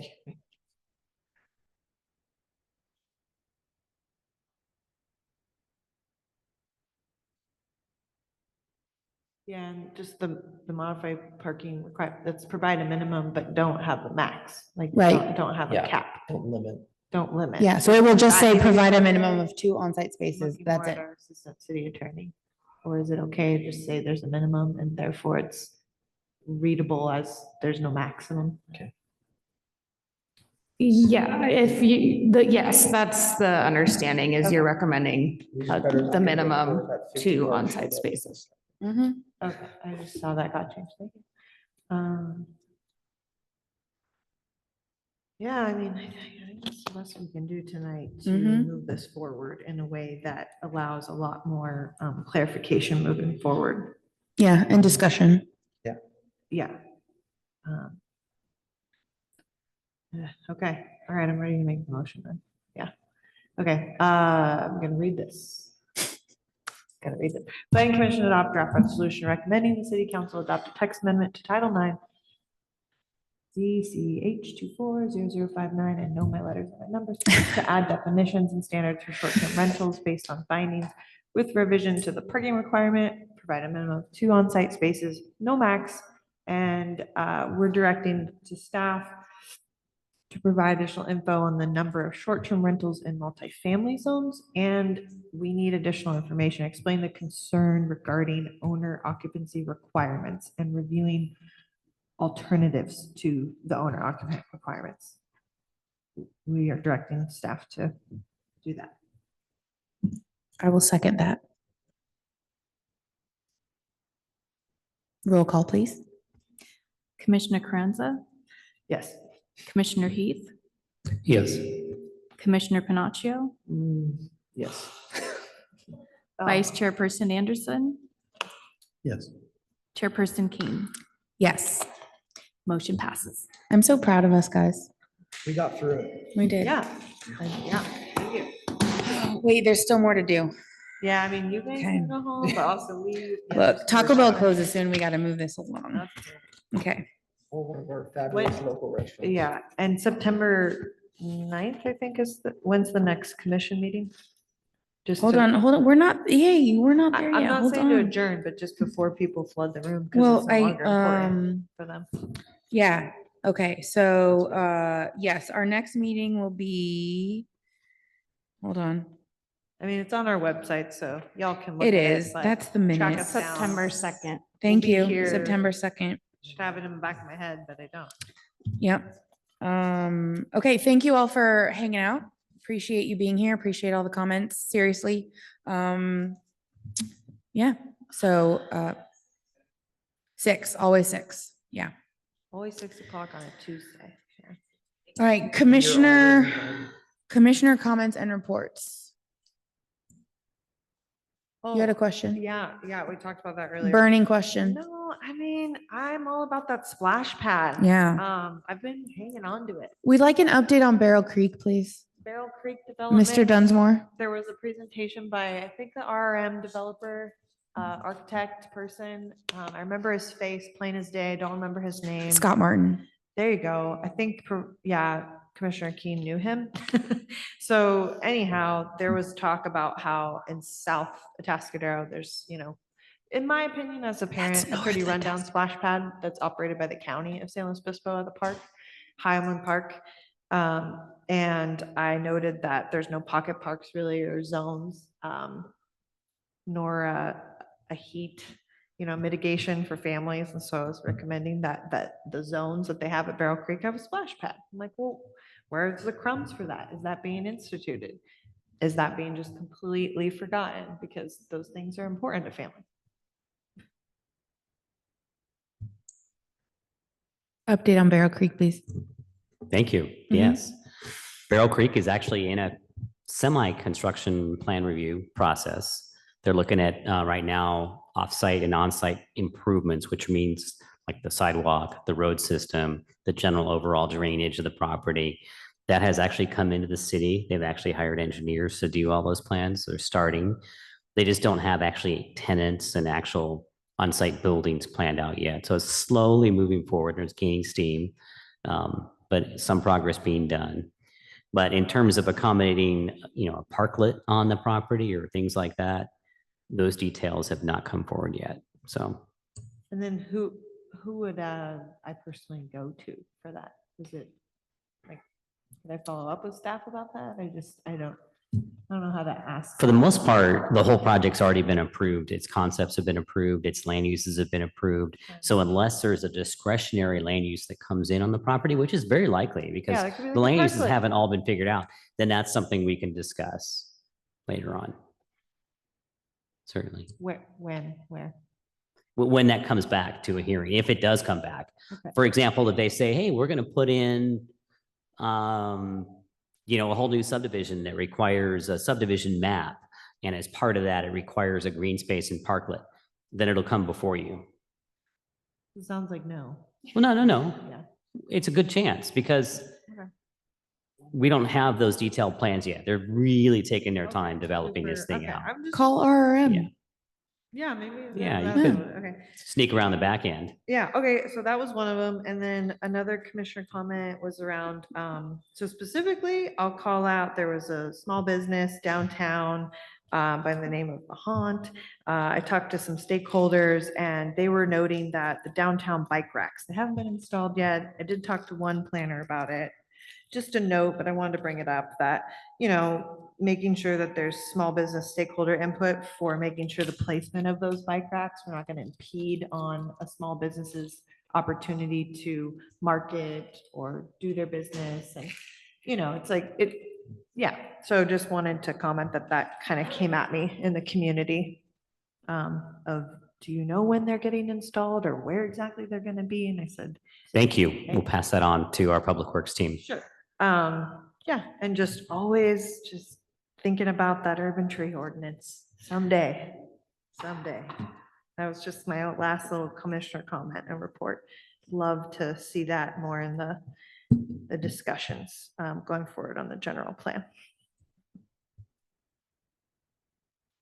I'm just curious what color they decided to paint that building that I had to tell them not to paint white. That building, which B, It was that long, narrow development that was mixed use and they wanted, the plan showed it as white and gray and I was like, please don't paint it white and gray.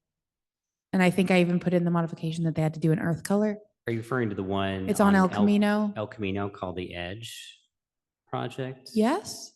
Which surrounds, is two buildings surrounding a courtyard between El Camino and Highway 101, just south of the factory outlets? No?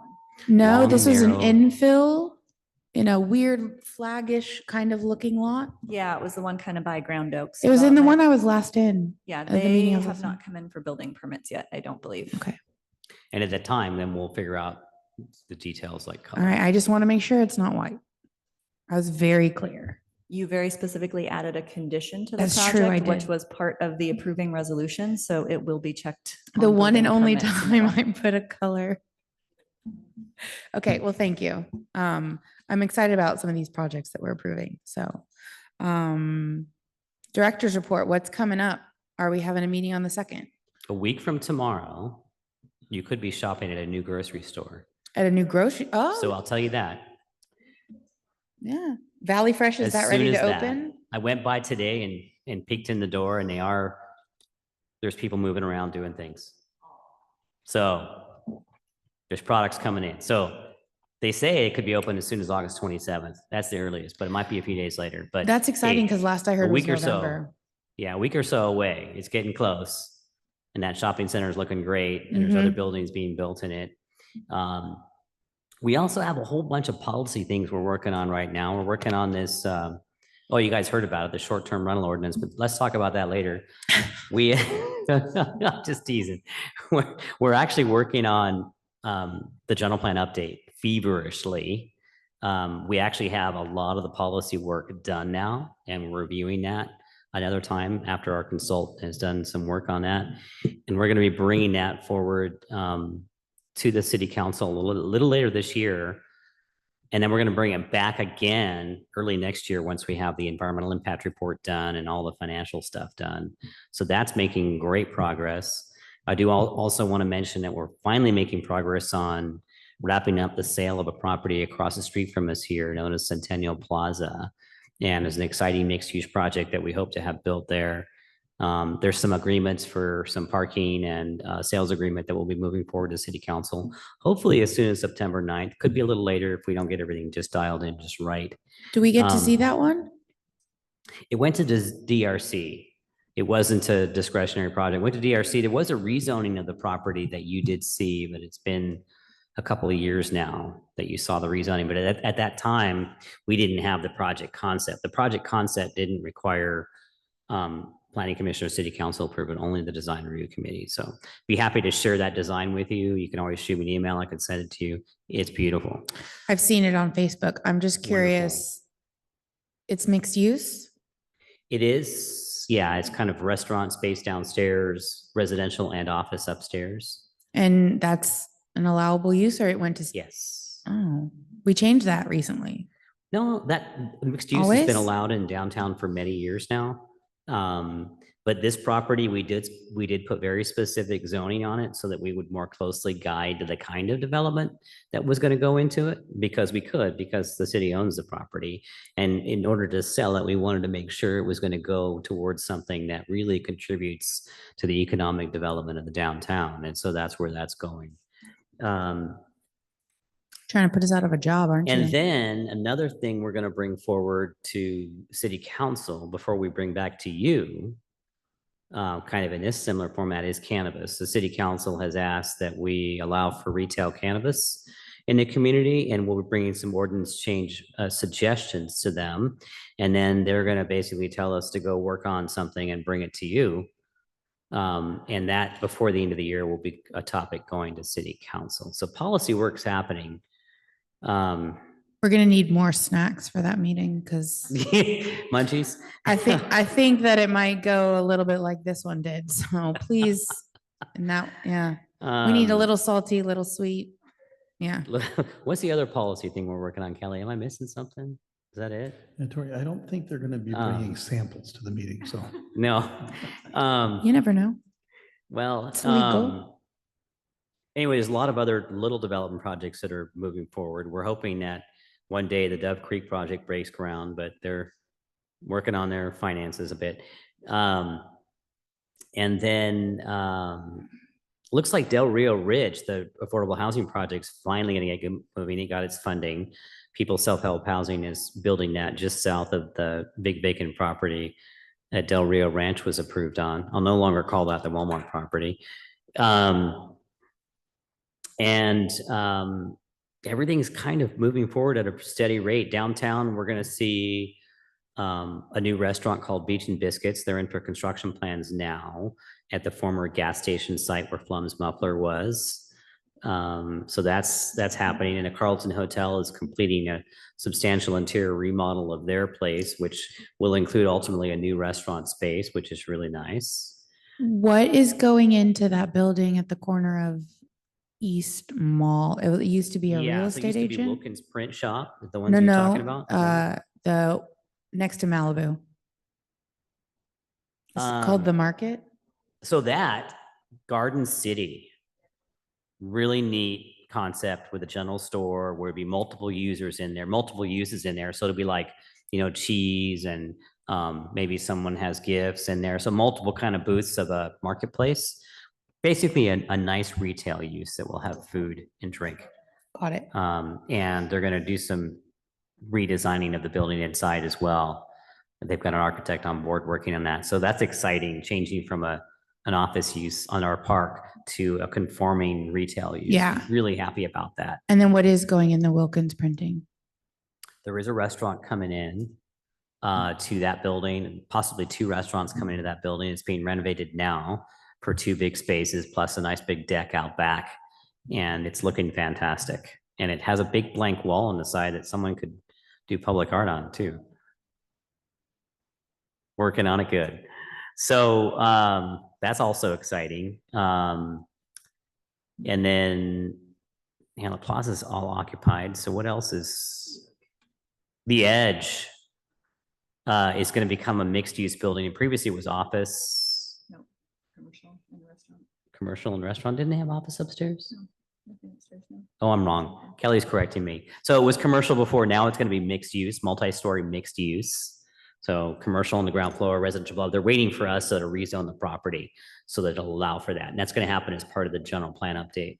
And where's that one? That one is just south of the factory outlets on the big vacant lot there. There's a couple developments happening there. So there's a development that's actually breaking ground now. That's kind of a commercial metal building. It's going to have various land uses in it.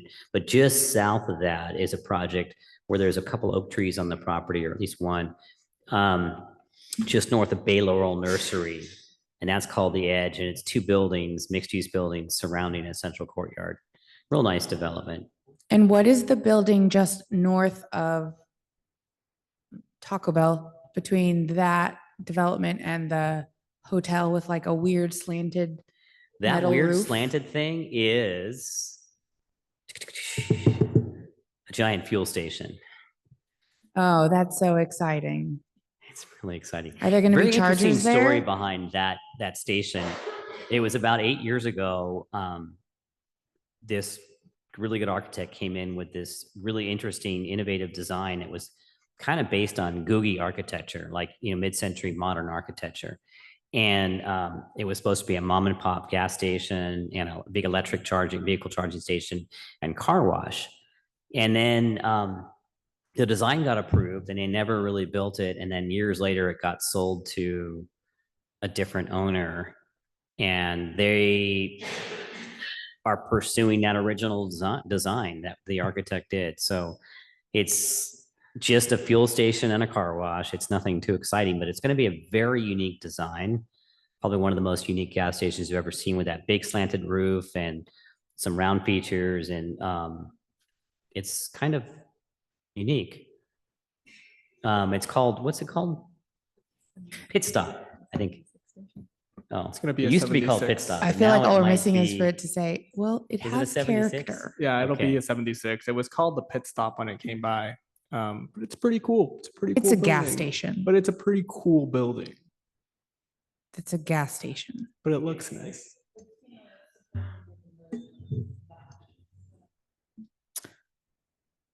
But do I they like have things Slurpees? That's the real question. They do have a restaurant space inside, but I'm not exactly sure that they've identified the tenants for it yet. And then there's one last property I want to discuss, and that's the Kmart site. The owner is working with several tenants. He doesn't have them signed on yet, so I can't disclose them, but there are several tenants that will potentially be moving into that property and making a partial redevelopment of that site. So That's a I'll believe it when I see it situation. I feel the same way about that. Okay. But I think it's going to happen. I'm glad we're on the same track. Okay. Hold on, let me get my gavel. It's my favorite part. It feels, he stopped talking. I'm gonna assume he's done and adjourn this before he starts talking again. Okay, so I will adjourn to our next scheduled meeting, September 2nd, 6 o'clock, right here.